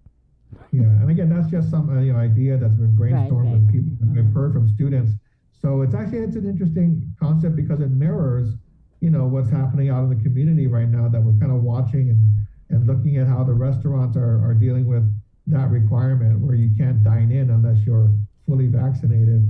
Well, this would be a similar structure if that happened at the school level. Okay, and I guess just to wrap things up, your nurses, they're well, let me just ask about the nurses. Yeah. So I heard no schools, not really a need for nurses, right? So what's going on with the GDOE nurses? Well, the nurses actually were still doing, taking care of their responsibilities, and part of the responsibilities that we were hoping for them to accomplish were, we just finished a couple of weeks, so all the students have been updating their health information, and the parents have been submitting their forms because we're trying to get updated information on students who have already been vaccinated, right? So there was some updating of records that we needed to take place. Both for employees and for students. So, but again, the students aren't on campus, and as of today, as of coming back from Labor Day, the contact tracing has diminished, significantly because kids who are now being identified as positive were not, on campus, have not been on campus for the period of time that would have required contact tracing. So with that in mind, we did get a directive from the governor under her public health emergency powers, seeking the assistance of nurses to support public health. And so we had a meeting yesterday with the public health leadership and all of our nurses to kind of go over the intent of the support, where that support would be needed, and so forth. So it sounds like, first of all, that this is in line with the intent to get schools reopened as soon as it's safely possible. The understanding from the governor is that the nurses need to be back in the schools when schools are ready to reopen. So this is intended to be a short-term assignment. Second of all, they anticipate, my understanding is the administration anticipates additional nursing support from FEMA to come in and be able to support the operations of the hospital and other places.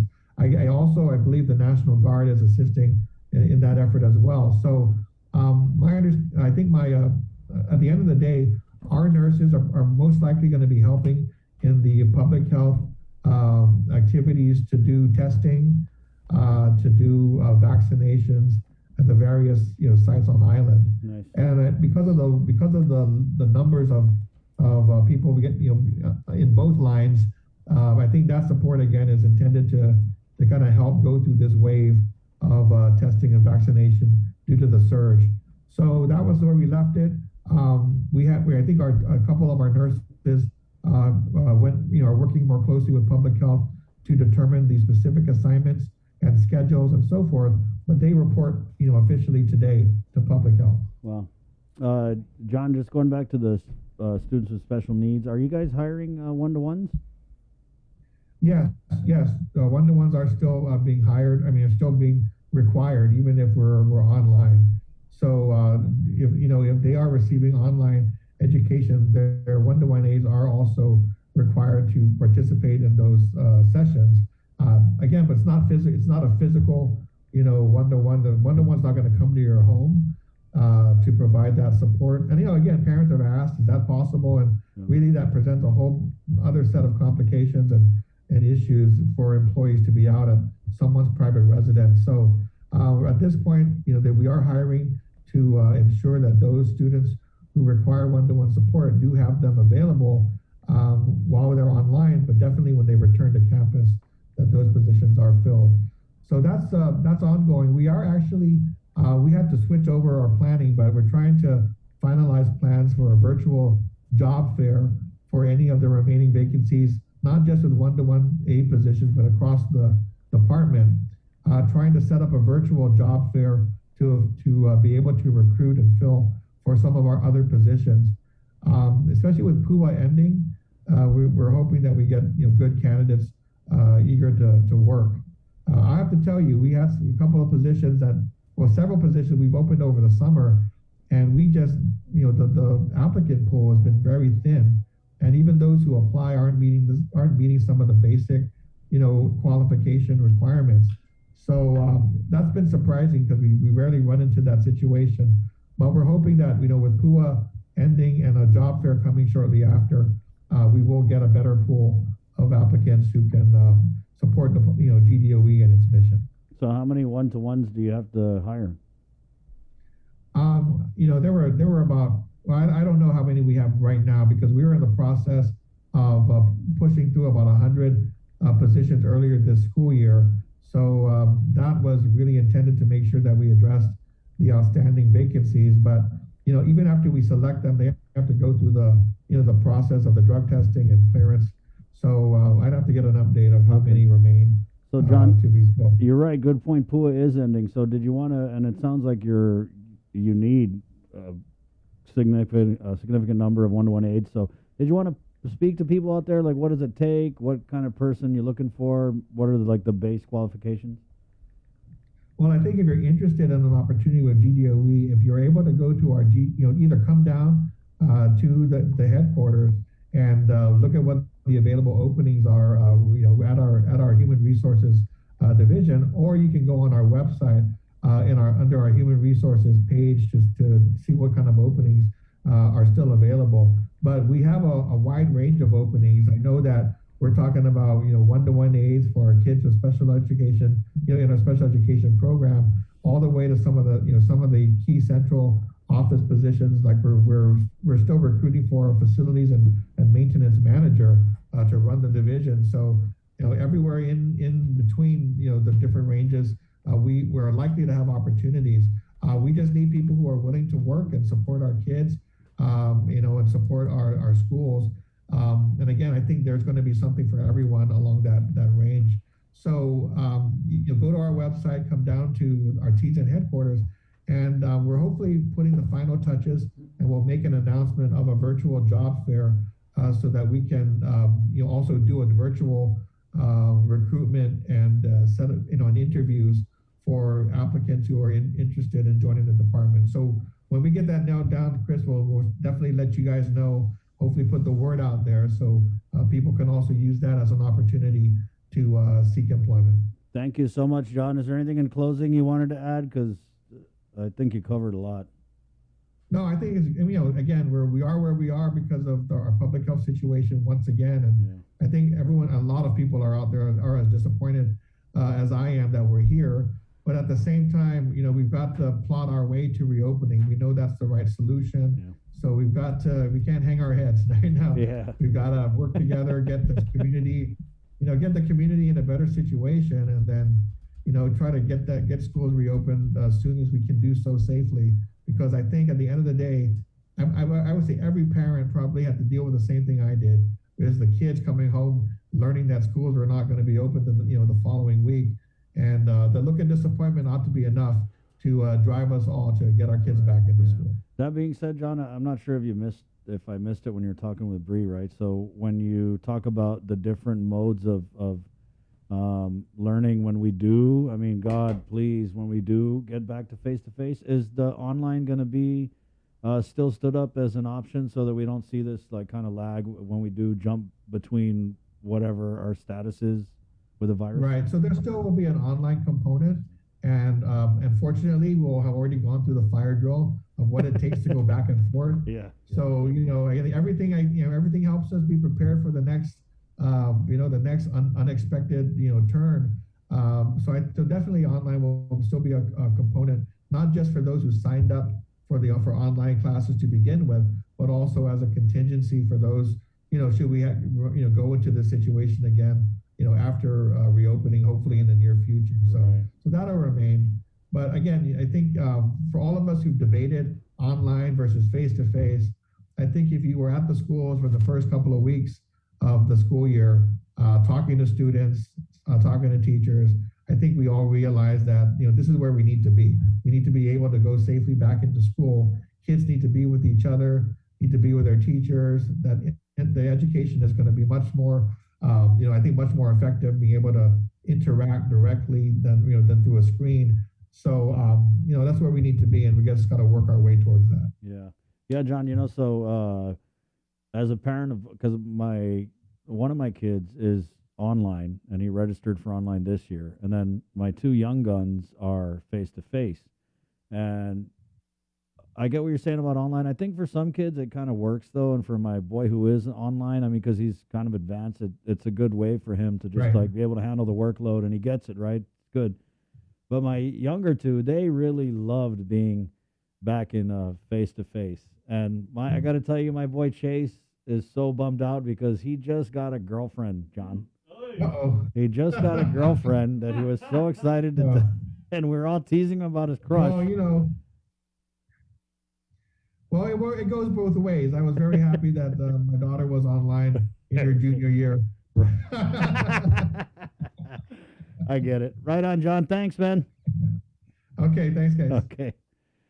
And congratulations to Chase. Yeah. He's a little. Well done. Yep.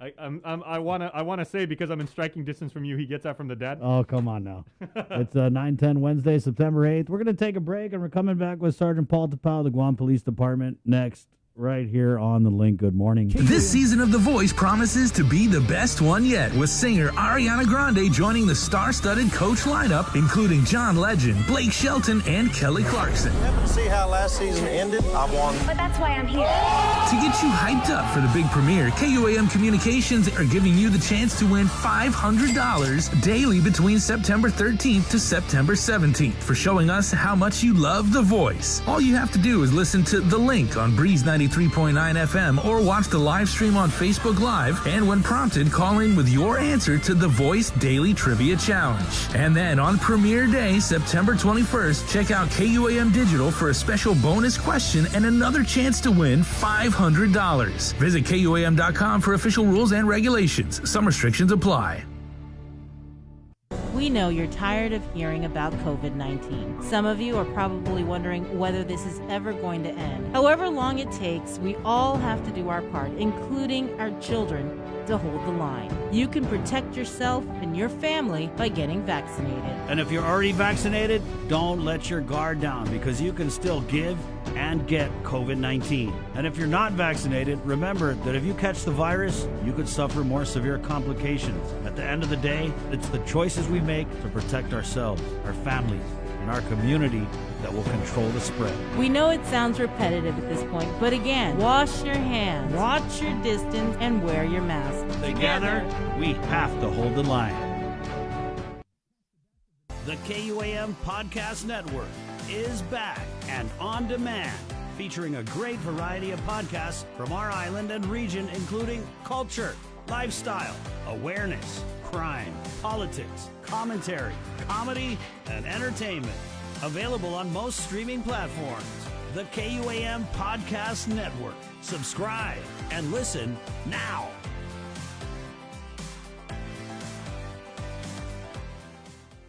Say hello to the First Hawaiian Bank mobile app. Got a question about your finances? You've come to the right place. Bring all your accounts together, even those that aren't with us, and see the big picture, right down to the smallest detail. Unlock powerful tools like Insights and Money Map that help you save time and take control of your finances. When you connect accounts with the First Hawaiian Bank mobile app, it all starts with yes. Do you feel like you're missing out on something? Make life more rewarding with Pacific Points.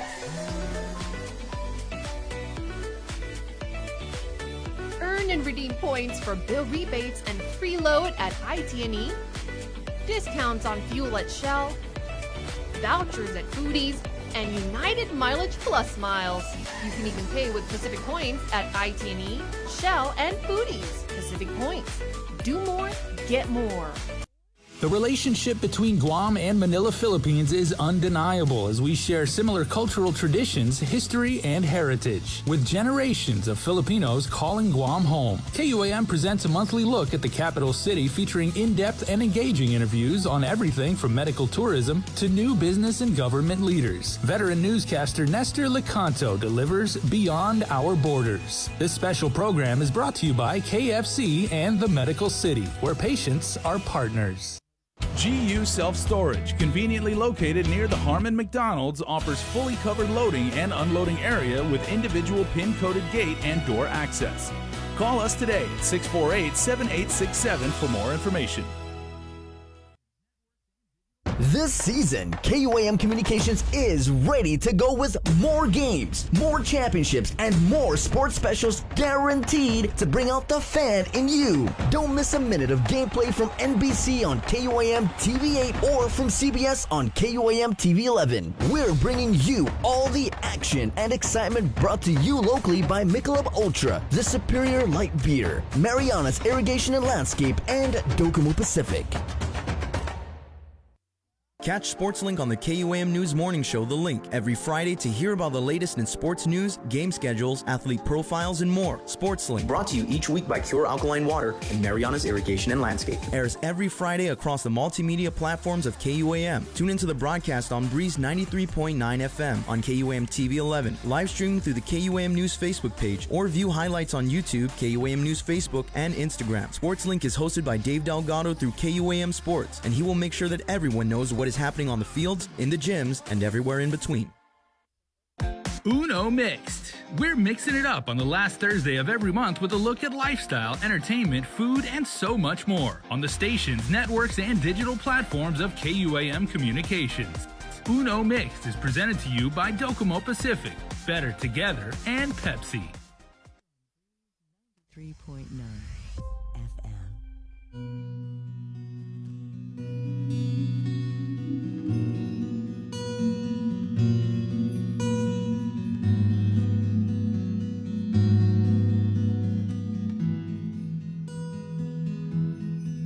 It's a long winter night. I sit by the fire all alone. I'm alone, and I watch the snow fall down on you. While you're here, looking to find some Christmas cheer. It's not near, it's not near. It's been gone since you left last year. I'm trying hard to find the urge to let you in. I see your face and all I do is melt again. I don't wanna be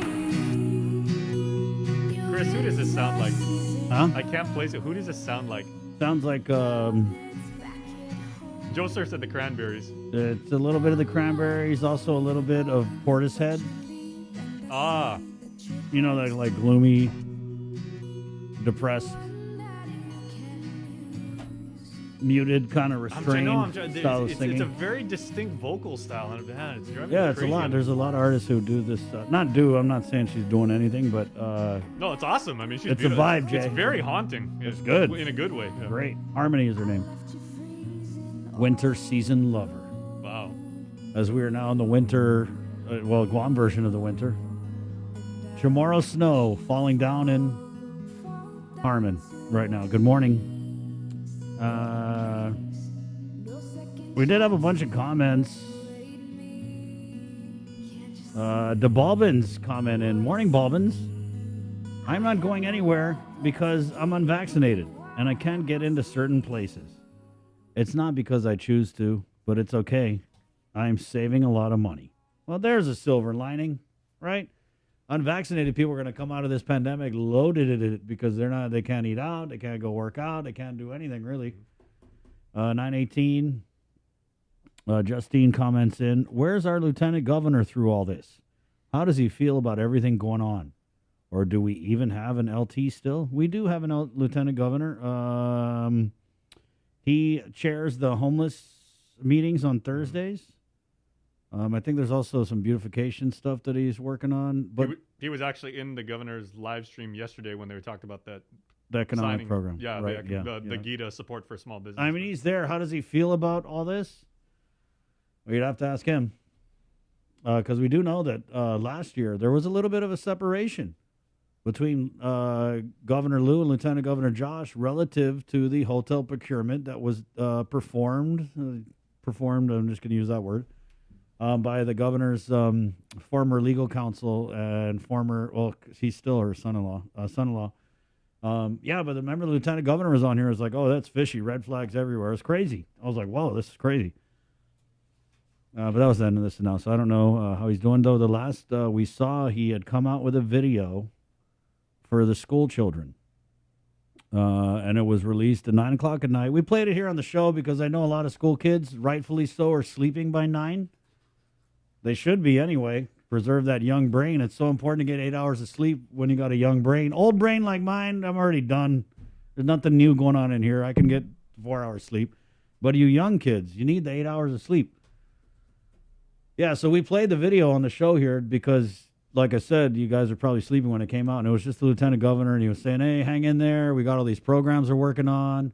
Uncle Josh got you, that kind of thing. And that's what we heard from the lieutenant governor. Well, the governor did have a press conference yesterday, but it was about, was it a press conference? What was it? It was a live. Yeah, right? It was a live stream featuring a lot of the decision makers from like the various, like groups. So they had Holly Rustic from the Guam Women's Chamber of Commerce, Kathy Castro from the Chamber of Commerce, Mary Rhodes from GHRA. Right.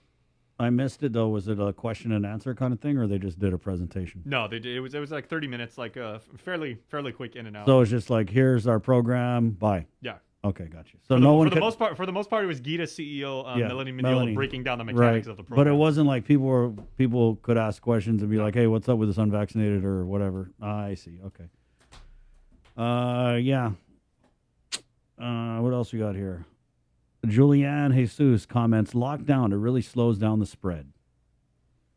John Borja comments to, where's our lieutenant governor? He only does YouTube videos late at night. Guys, come on. Dave Duenas comments, focus on prevention protocols, not segregation and discrimination. Yeah, I feel like we all got to do our part. What else we got here?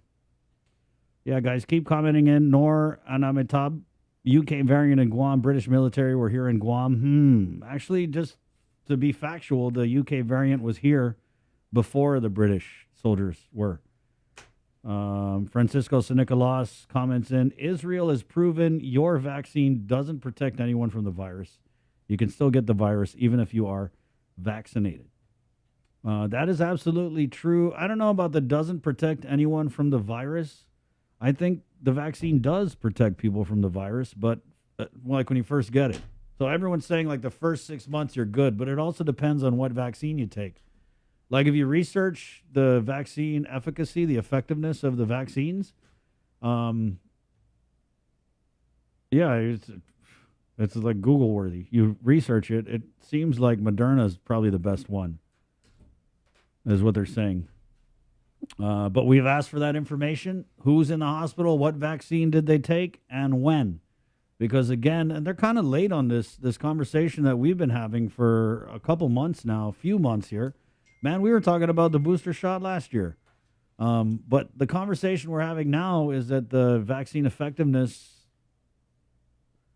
wanes. The vaccine gets weaker 6 to 9 months after you take it. That's why we're all getting ready for our booster shot. So when you factor in that with the Delta variant, with the Alpha variant, with the UK variant, that's why we're in this situation we are now. And that's why you're seeing vaccinated hospitalizations, because these variants, I don't know, in some people, they're vaccine busters, and in others, maybe they took the vaccine early on. That's what Lillian Posadas. You guys got to watch the show, man. There's a lot of info that gets out here that we don't always get onto the news. But Lillian Posadas said, yeah, there are people in the hospital, elderly, who maybe took the vaccine early on. Remember, early on, we're like, let's get all the Monumco vaccinated. Well, that was 6 to 9 months ago. And so now that's what we're looking at. And that's probably part of why you're seeing vaccinated people in the hospital. All right. Now let's go over to Sergeant Paul Tapau. Good morning, Sarge. I don't know. I feel like... Good morning. Yeah, sorry. Good morning. Good morning. I went to the clinic yesterday to get tested, and, we're talking about this booster. I wanted to almost just tell them, like, man, can you just give me, 4 shots of this stuff and just get it over with? I want to be good. I don't have to worry for, the next 2 years. We're good. But they're not doing the boosters yet, just so you know, Sarge. Not until September 20. We're following what's going on with the CDC and the FDA. Right. Pfizer was approved as a FDA regulated vaccine now. So, yeah, it's going to be interesting. It is, because I got the Moderna in me. I don't know how my body would react to the Pfizer. Yeah. And that's kind of what we're waiting for, is to see if these other vaccines are going to get that approval for the booster. Sarge, I know we talked about this yesterday, but we did have Senator Tony Anna on about this relative to this wedding that took place on Monday.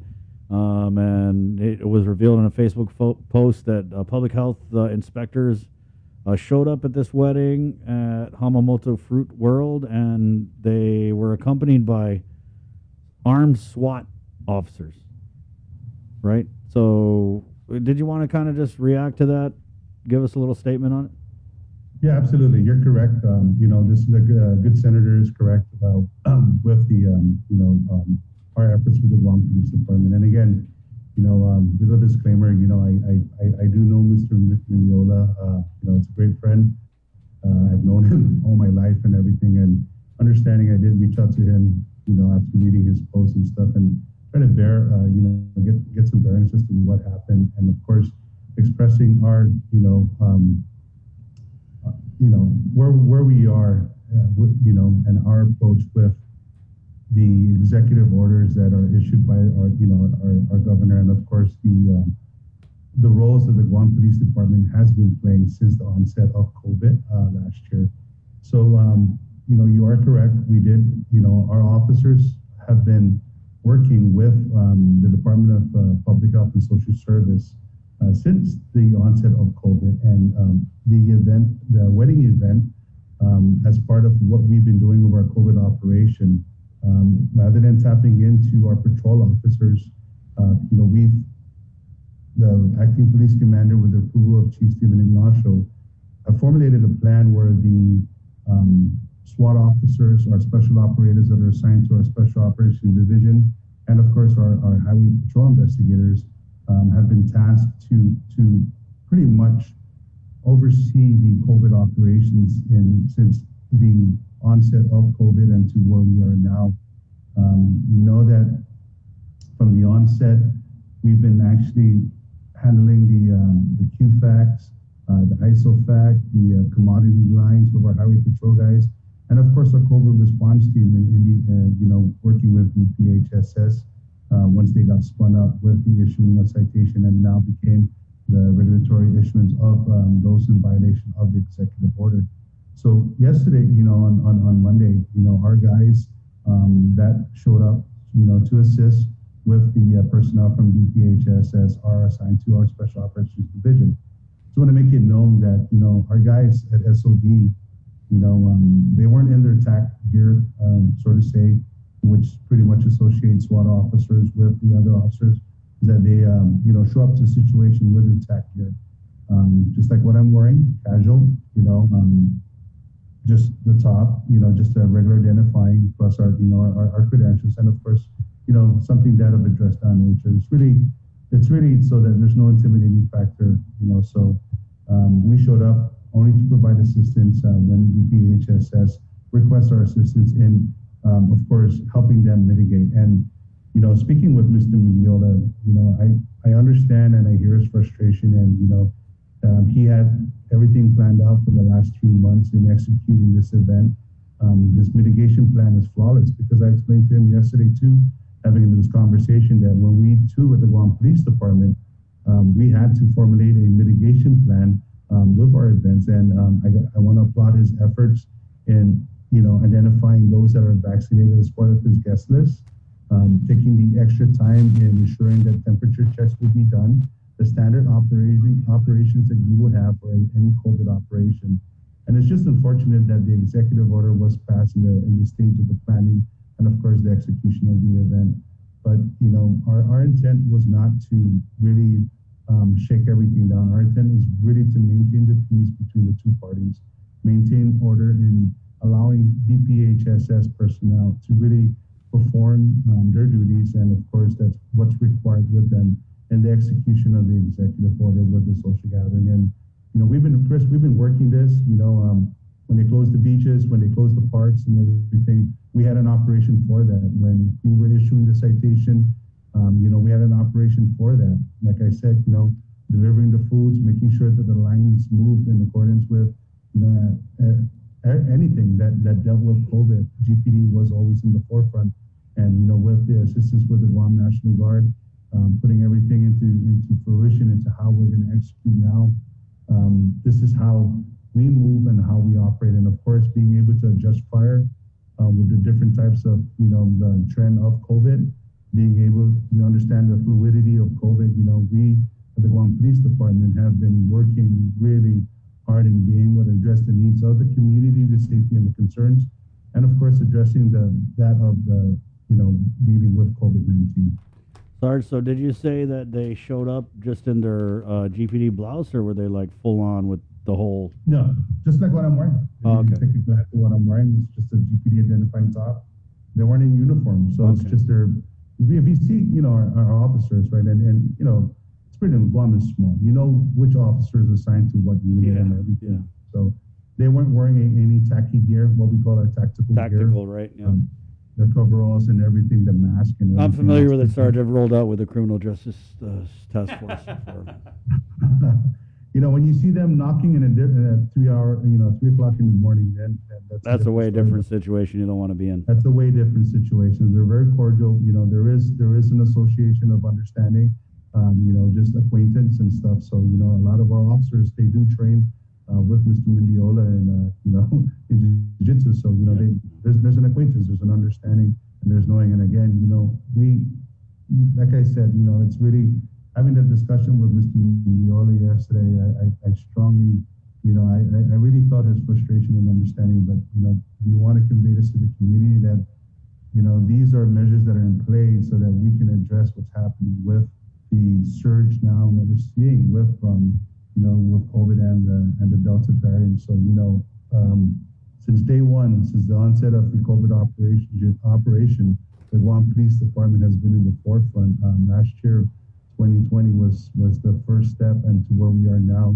And it's really getting accustomed back into it when we lifted the restriction and it was 100% capacity and social gathering and everything. And now that we reinstilled the restriction, there's a different change in mood and a different change of behavior. So, again, nothing has changed since day one. We're still doing the same operation as we did as of last year.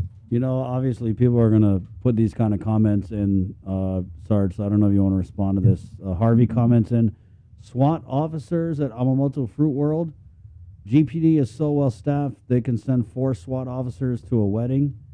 Geez, they couldn't send a reserve officer? If I may address that, again, this is the planning of course, our GPD management, in understanding that we're not going to tap into patrol. We are not going to tap into patrol. Patrol is the daily needs of the community, and seeing that where we can utilize our resources. So we have a 24 operation with our SOB personnel.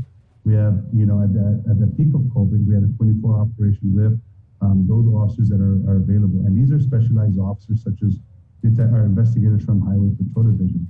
In utilizing them, you allow them to address the needs with the COVID operation. And of course, the needs should be event. Remember, these are special operators. In the call of a dime or drop of a dime, these guys need to activate and switch into SWAT mode. So having that readily available for the community and to assist patrol, during that homicide investigation with Pereira and the stabbing incident, our SWAT officers were working. They weren't at home. We didn't have to call, and there was no delay in the response. So we had a team that was gathering their information and ready to deploy. So this is the advantages that we have. So, we play with it with a double-edged sword. And how do we address the needs of the community and safeguarding that we maintain that and understanding that and safeguarding the needs of the community, we cannot tap into patrol. I understand the optics, right? When you hear the word SWAT, right? That's usually associated with the big guns, the big toys, busting doors down. And I just want to repeat again, this has always been our operation since day one. Our officers, our SWAT operators showed up. They weren't wearing their attack uniform, just like what I'm wearing, a collared shirt, identifying the Guam Police Department, khaki pants, nothing to really cause any harm or, any concern. But that's how the operation and the fluid motion in which we are able to adjust fire in the event the needs does call for our SWAT operators to respond to a situation that's going to require them to assist our patrol officers. So having them available, it's a 24 operation, and it serves to a dual purpose with the COVID operation, and of course operations within the Guam Police Department. Right. I know it's a struggle to thanks for that, Sarge. I know it's a struggle to put the right officers in the right place, right at the right time. We did have another comment from Marilyn here. What is happening to all the police officers? Dededo is a big village, and there are only 3 officers. How do I know that? When I needed their help, they told me that, and no officer ever showed up to help me. I had to take matters into my own hands. Hope you don't mean like crazy style, Marilyn. But yeah, Sarge, I mean, I know that we just graduated a bunch of recruits, but we're still looking at these 21 shortages, right? Yes, this was addressed with Chief Steven Ignacio many times in the show. Yeah. He has addressed our challenges in which we're facing. We are losing officers to bigger and better things, sort of say, right? We're losing officers to the Navy Police. We're losing officers to local law enforcement agencies. But again, the operation plan really allows a 1, 1, and 4 operation with the availability for additional officers so that we can fulfill a 1, 1, and 6 operation, meaning to say that's 1 officer, 1 supervisor, and the right amount of officers that are out there should be a minimum of 4 and no more than 6 officers to patrol the respective area. We are faced with the challenges, and it's being addressed.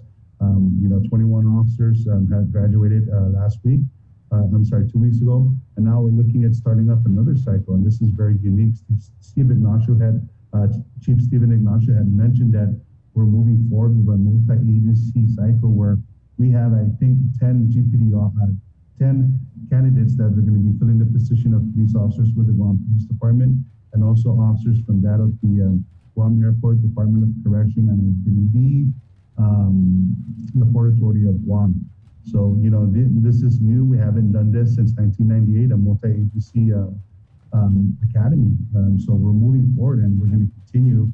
We're still continuing a hiring process. If anybody who would like to fill the void, there's always openings at Department of Administration, and we're always looking for the right candidate. But addressing the needs and understanding the safety of the community, our acting police commander, Major Manny Chung, with the blessings of Chief Steven Ignacio, has endorsed that we are going to provide the peak coverage of 1, 1, and 4 personnel within the respective precinct to allow officers to come in the off time to accumulate overtime so that we can maximize it to a 1, 1, and 6 beat coverage. We are facing challenges, but we're also addressing the challenges. And this is, again, it really falls in management and how we deploy our personnel. And again, understanding that we do have our SWAT officers that are 24/7 working the COVID operation, and at a drop of a dime, these guys can switch into police tactical mode and assist in the event our patrol officers shouldn't need to dial 911 and, of course, activate our SWAT officers. Right.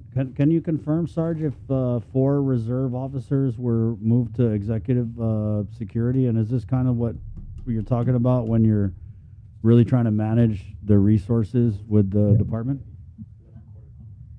So I don't have the numbers as to where our reserve officers are assigned to, but understanding that a reserve officer, right, is, they do have a life outside of GPD. That means that they do have, outside employment.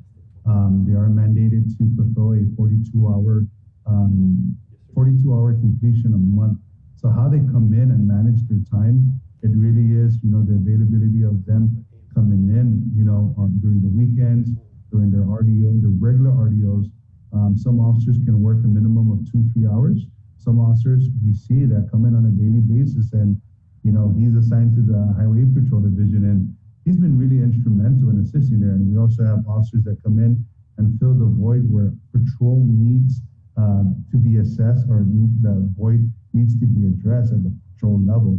So seeing where the numbers are, Chris, I don't have the mapping of where the reserve personnel are deployed to. But again, we want to let the community understand that reserve officers, they come in to act, with the GPD, the GPD role only when they have the availability of time on their hand. Like I said, some can come in at 2 hours of the day, and some can come in as officers. I mean, they come in regular hours, 12-hour shifts, man. These guys are pulling 12-hour shifts. So, I was once a reserve officer, and, being a reserve officer, I saw the holding 2 jobs and coming in and fulfilling an 8-hour shift was really daunting. That, you know, coupled with the family and kids, it's really being able to adjust and manage the time accordingly. Are they paid hourly? No, you have to complete a 42-hour, and there's a stipend that's and you get a stipend. I see. Yeah, so you know, we are still looking for reserve officers too. You know, it's a great career. You know, I mean, like I said, you know, maybe you can use this for your recruitment line. You know, for the Guam Police Department, that I started out as a job, it turned into a career, now it's a profession. So, you know, seeing where we progress, it's really seeing the work that's put in. So, you know, we're looking for reserve officers. We have an active cycle that graduated 2 weeks ago, and now we're actively, you know, going to be starting our 12th police officer training cycle. So there's a lot of progress and a lot of movement with the Guam Police Department in recruitment and, of course, retention. Sarge, we did have some comment from some of the ladies. They're asking if any of the SWAT officers are single so that they can throw a party and have them show up. You know, we do have to, you know, work in accordance with the executive order. 25 outside and 10. You know, it's, again, you may not have the SWAT officers that are going to be accompanying DPHSS. You may have the availability of our highway patrol officers or those that are assigned to the COVID operation. But, you know, we, you know, our purpose in really in dealing with and how we address our COVID operation is really to educate the community about the importance of social distancing. We've done it before. You know, a lot of people ask, you know, you guys were always on top of it. How many citations were issued? But we give you account of how many face-to-face contact interaction, and it's well over the I want to say about 3,000 interactions when the first onset of COVID, and it was really more of an education platform, an education in how we can all do our part, what's needed to be done so that we can mitigate. And really, Chima mentioned it, he was spot on, when it's really just about behavior, you know, how we modify our behavior and how we adjust accordingly to what is required from us as, you know, as a community. But whether you're going to have an event and hopefully the SWAT officers show up, I don't know who's going to show up, you know. Don't chance it, guys, in other words. Sarge, thank you for your time this morning. Absolutely. It's good to see you guys. Always. You know, take care. It's been a minute. It's really great to hear you guys. You guys have continued to provide information, and, you know, we continue this dialogue, and, you know, we want to be, you know, Chief Ignacio has mentioned that we want to be as transparent. We do have him on the show pretty much on a weekly basis. So, you know, that's just his commitment, you know, not just with the department, but also with his leadership as the chief of the Guam Police Department. So thank you guys. Stay safe and God bless. Right on, Sarge. Thank you. Appreciate it. Sergeant Paul Tapau. Yeah, that's quite a story, though. Imagine if that was your wedding, right? How was your wedding day? Oh, well, funny story. Everything was going fine, and then boom. All these SWAT guys show up with their too tight. You know, I think a lot of these, they modify the sleeves. It's like there'd be like an extra large and like the shirt, but then the sleeves, they want to get like a small. Right? I wonder which tailor does that. But yeah, I don't know. We had a lot of comments here about warrants and cops should be sued for trespassing, illegal search. But I want to say, and I'm sorry I didn't see this when Sarge is on, but I want to say that Amamoto Fruit World, it's a business, and they're responding to the business because of a complaint about violating the public health EOs. Yeah. Then we had a comment here from James. So it seems they know the issue, but what is the actual solution to resolve it? What actions are being taken by the department to ensure we have adequate police officers when needed, especially with all the crime going on out there? It's just getting worse each day, and then more so now that the poo is ending. Exactly. And just going back to we were able to confirm just from different GPD officers that 4 reserve officers were migrated over to executive security, and, you know, we'll reach out to the chief. Sergeant Tapau could not confirm that. But you're right. I mean, 3-4 officers for the village of Dedido and reserve officers or not. Does it make sense at this point to have them detailed to executive security? When and just so you know, on the organizational chart, executive security, that include, or SWAT is under right. Executive security is under SWAT, or SWAT's under executive security. I think executive security usually is it's under the SWAT guys who like rotate into the executive security. Yeah, but you have to be SWAT trained to get that detail. I think so. Yeah, it's very specialized. If we're wrong, okay, sorry. But yeah, you know what executive security is? They guard the governor and lieutenant governor. But yeah, I would just say, like, why would you need 4 reserve? But we don't know. Maybe they rotated out the regular cops and they're putting in the reserve officers. I don't know, but it sounds like they definitely have to get creative to just manage protecting the public. That's got to be the priority. Protecting the public from ourselves, unfortunately. 9:45. We're going to take a quick break. We did get some KFC in here. Can we just do this real quick? Sure, why not? It's always time for KFC. Thank you to our friends at KFC, Jay. And thank you for the... I just arranged this because I know I hardly get to treat you to lunch, Jay, so I just wanted to do this as a token of my appreciation. And I thank you very much, because that is a lot of we're gonna chicken grow right there. We're going to grow feathers after this show. Yeah. We're going to eat so much Poultry chicken. game strong. Boom. Pak. Is this a quarter pound chicken sandwich? I believe it is. Is it? That's a big piece of, and very, very nicely fried. Where's our info? Is there info on this? Nicely fried. Yeah, that's what they do. Yeah. Thank you, Joe Sir. That's the Joe Sir cam with the KFC chicken sandwiches this morning. Thank you so much, KFC. And again, as you can see, the bun's got some sesame seeds on it. It's got some nice mayo in there. I believe I saw a pickle too. So and you're not going to break the bank buying this. No. That's the key thing. One of these, good for the afternoon. That's it. Cut it in half. Yeah. You know. But if you also want to add, maybe some mac and cheese, maybe some Jell-O. Maybe some of the fruit. coleslaw. I like their coleslaw. Yeah. Maybe the red rice. Maybe certainly the red rice. Right. Who eats red rice with a sandwich? Yeah. This guy right here. Chicken. Yes, you called? Well, no. I want to make sure I get my ingredients right. Chicken and achoti. Yeah. A match made in heaven. That's it. It's 9:46. We're coming back with the greater good. It's a segment we do every 2 copies. Where's the info?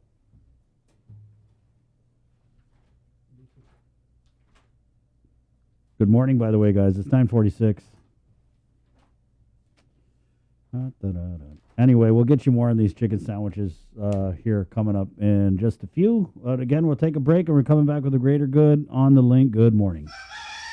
This season of The Voice promises to be the best one yet, with singer Ariana Grande joining the star-studded Coach lineup, including John Legend, Blake Shelton, and Kelly Clarkson. Happen to see how last season ended? I won. But that's why I'm here. To get you hyped up for the big premiere, KUAM Communications are giving you the chance to win $500 daily between September 13th to September 17th for showing us how much you love The Voice. All you have to do is listen to The Link on Breeze 93.9 FM or watch the live stream on Facebook Live, and when prompted, call in with your answer to The Voice Daily Trivia Challenge. And then on premiere day, September 21st, check out KUAM Digital for a special bonus question and another chance to win $500. Visit KUAM.com for official rules and regulations. Some restrictions apply.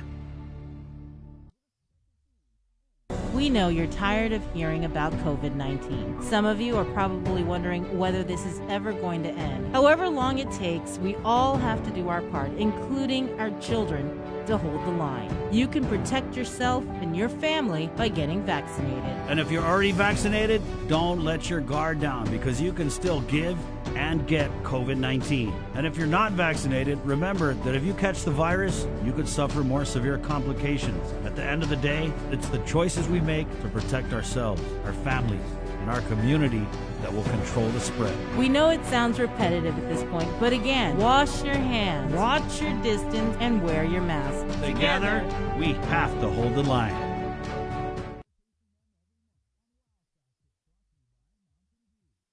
KUAM's multi-platform morning show, The Link, just got a little more delicious with Feed Me Fridays. Chris, Sabrina, Jason, and the rest of the morning crew will take some time off each Friday to talk, taste, and tempt you with all the latest and greatest food and drinks on Guam. Old faves, new hits, and everything else we can put in our bellies. It's Feed Me Fridays on The Link, brought to you by King's Restaurants, Ruby Tuesday Guam, and Devondale.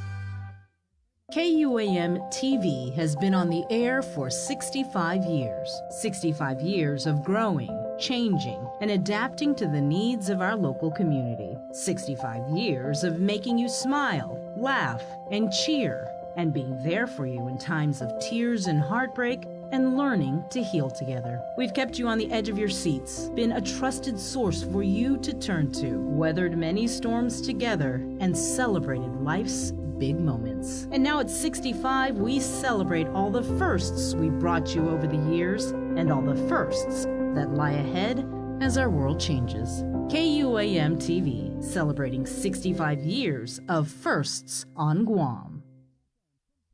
Do you feel like you're missing out on something?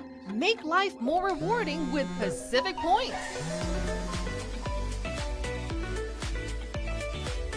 Earn and redeem points for bill rebates and free load at IT&E, discounts on fuel at Shell, vouchers at Foodies, and United Mileage Plus miles. You can even pay with Pacific Points at IT&E, Shell, and Foodies. Pacific Points. Do more, get more. GU Self-Storage, conveniently located near the Harmon McDonald's, offers fully covered loading and unloading area with individual pin-coded gate and door access. Call us today at 648-7867 for more information. The KUAM Care Force presents The Greater Good every Wednesday on The Link. This special feature presents interesting and informative interviews with community leaders and organization representatives to bring awareness to our residents and encourage participation in planned activities to celebrate. The Greater Good is brought to you by your friends at J. Goodman, a happiness company, and Guam Windward Memorial. Celebrate life. Want to see the KFC, Kentucky Fried Chicken? The wait is over. The Kentucky Fried Chicken sandwich is back for good. A truly unique and irresistible sandwich found only at KFC. It's 9:50, ladies and gentlemen, mostly ladies. Jason Solis. Good morning, Jason. All right, and good morning. Now, my friends, of course, we were talking earlier about the Prayer for Peace Mass that's going to happen. Once again, that's going to be at St. Anthony's in Tamuning this Friday at 6 p.m., but one of the core themes of that is to pray and to remember the greatest tragedy in the history of American history, that, of course, September 11, 2001. This is the 20th year anniversary, and even though our community is going through so much right now, there's a lot of tension, there's a lot of confusion, there's a lot of fear, we must never remember, and that is the sentiment that we've all shared in the 2 decades now that have passed since that unbelievably tragic day. So my buddy Joe Rios from the Guam Rotary Club is here, and upon Joe's very capable shoulders bears the organization of this event. And Joe, you've been setting it up. We're very, very proud to work with you again. Last year was an unbelievable ceremony, all on Zoom. But this year, fortunately, even though we have to work in a limited capacity, you are going to give people the ability to visit the memorial up there at Two Lovers Point. And probably have a very emotional experience. So thank you for joining us, and thank you for what you're doing for the community. Thank you, Jason, for the opportunity to talk about the ceremony. This year we'll have a in-person ceremony that is restricted to 25 people. So that was a challenge to really scale down and have 25 participate in our wreath laying ceremony that's scheduled for 8:46 on Saturday on 9/11. We usually have in prior years, pre-pandemic, close to like 100 people show up, and this year we'll have 25. That is in accordance with the governor's executive order for gathering, and we're able to to have the elements of our program to make up the ceremony, which will be from 8:46 is when the first plane crashed into the Twin Towers, and up to maybe like 10 o'clock, I would say, would be the length of the ceremony. Unfortunately, it's restricted to the 25 people that can be on site, and the park will be open. The memorial will be open to anyone who can visit afterwards to pay the respects. And you'll see, of course, the wreaths. It's similar to the one that's in the background that will be laid. And this year we will have a 5th wreath that is dedicated for Rotary International. Rotary Club of Northern Guam will present a wreath in addition to the wreath for peace, in addition to the yellow and white wreath that is representing the Twin Towers. for the red, white, and blue for Pentagon, and then the fifth wreath for the forest of Pennsylvania and the United flight that crashed in the forest there in Pennsylvania. So yeah, we'll have our program this Saturday. So it's something that we definitely want to provide, to the community. It was a challenge to get to this point because we thought maybe we could still have a ceremony and just have a private one to the Rotary Club members, and we're able to plan so that we have 25 participants to make our ceremony similar to what we would have in person. Yeah, and we're going to live stream that for you on the KUM News Facebook page at 8:30 on Saturday morning. Again, to commemorate the actual time when the first plane hit the World Trade Center, 8:46 a.m. is when it's going to start. And Joe, I mean, I've been very, very fortunate to have covered several of the 9/11 memorials down to various parts of the island, and specifically in recent years over there at Two Lovers Point. But I mean, it's, obviously, it extends. You've had the pilots union has reached out and they said, this is a wound that for many of us, we still feel. That's one of our brothers in industry and everything. Obviously, police officers, firefighters, anybody in the armed forces who takes up defense of our nation. Everybody considers this, like an honor, and for many people, even a duty and a responsibility to go back there and thank, the people that gave their lives in civil service, like, again, in the military, but by no small means the civilian lives that were lost. 1,300 plus people perished that day. Yeah, it's fortunate for us that we've identified a couple of survivors that live on Guam, and we definitely want to go ahead and put the word out that if there's any survivors that do live here on Guam, reach out to the Rotary Club of Northern Guam so that we can plan on having, participate in our ceremony, because, from the very beginning, we've been hosting this for 10 years now. And for us to involve the survivors, we definitely want the first responders to participate. And we have, of course, the troops that are being represented as well. So, the more survivors that we're aware of, we definitely want to include them. Our ceremony has first responders that are involved. We'll have a parade of lights that will originate from the Dededo Fire Station. So then you have the firefighters that will drive over to the Two Lovers Point, and then we'll have the Guam Hogs in that parade, and then they'll just pass through the memorial site and then just leave after the parade. The firefighters will participate in a sounding of the sirens, and it always gives me a feeling that, wow, this is something really serious when you hear the sirens for about a minute.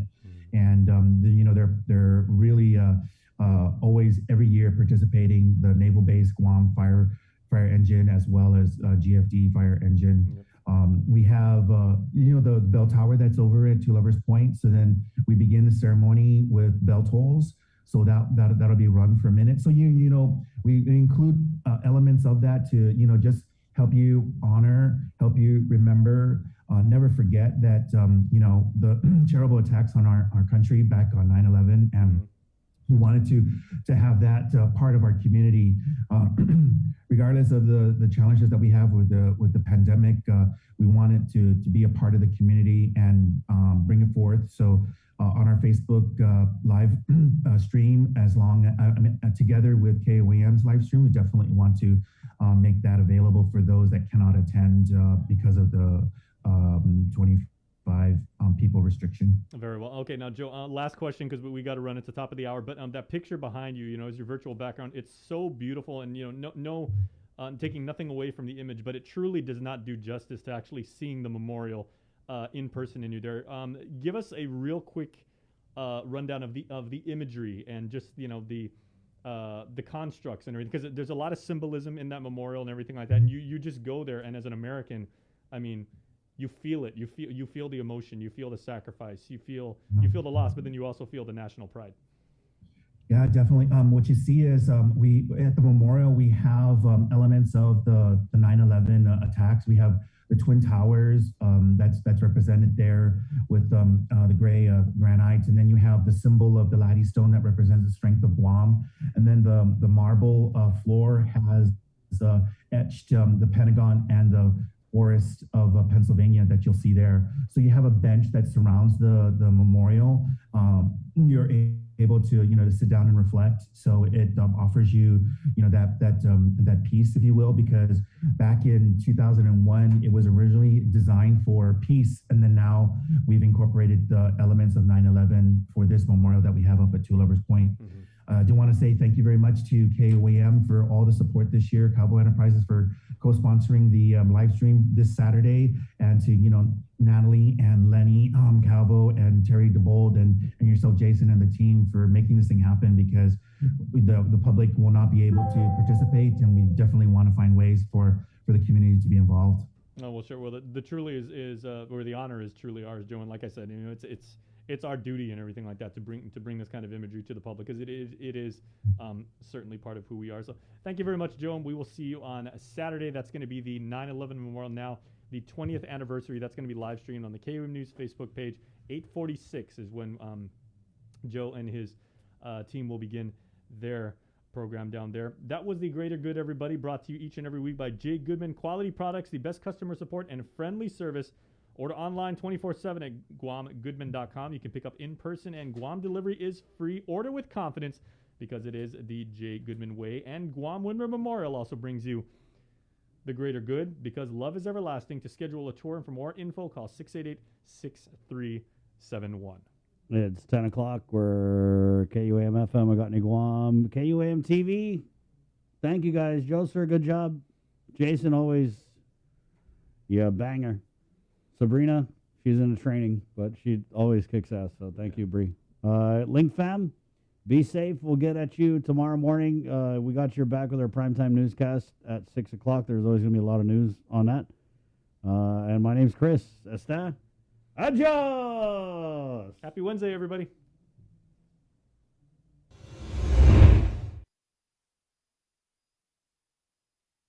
And we're back. Let's do it. You know what today is? Oh. Yeah. Get your vocal cords ready. Yep, you ready, guys? Stay in your car. Be safe, but... Yep. Today is Whopper Wednesday. We're getting some Whoppers today, that's for sure. You go to Burger King, you order a Whopper, and you say, I love the Whopper! Just like that. Sound off! Boom! They're going to give you another Whopper with the purchase of a Whopper. Thank you. It's written in the Bible, guys. Make a joyful noise. Yes. Oh, it is. Yeah, that's right. That's what they meant. Okay. I mean, the context was slightly different, but, just a little. Yeah. A little bit. It's 10:01. It's also brought to you by Docomo Pacific. We're leaving you with this one. Facebook Live, thanks for hanging out. You guys get 3 minutes overtime. Again, it's Wednesday, September 8th. Facebook Live and The Breeze. Esta. Adios.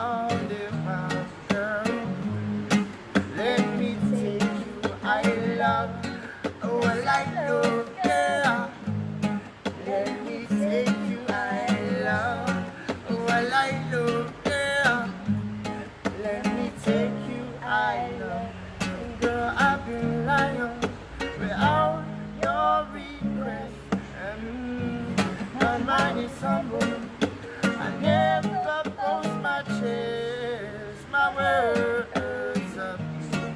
I said until the others, it's only you. Way too late under, so come around this cornerstone where I stand. 'Cause I choose a life of a humble man. Be content, girl, I'm waiting and praying for you to come along. So I'm waiting, waiting for you to hear this song. So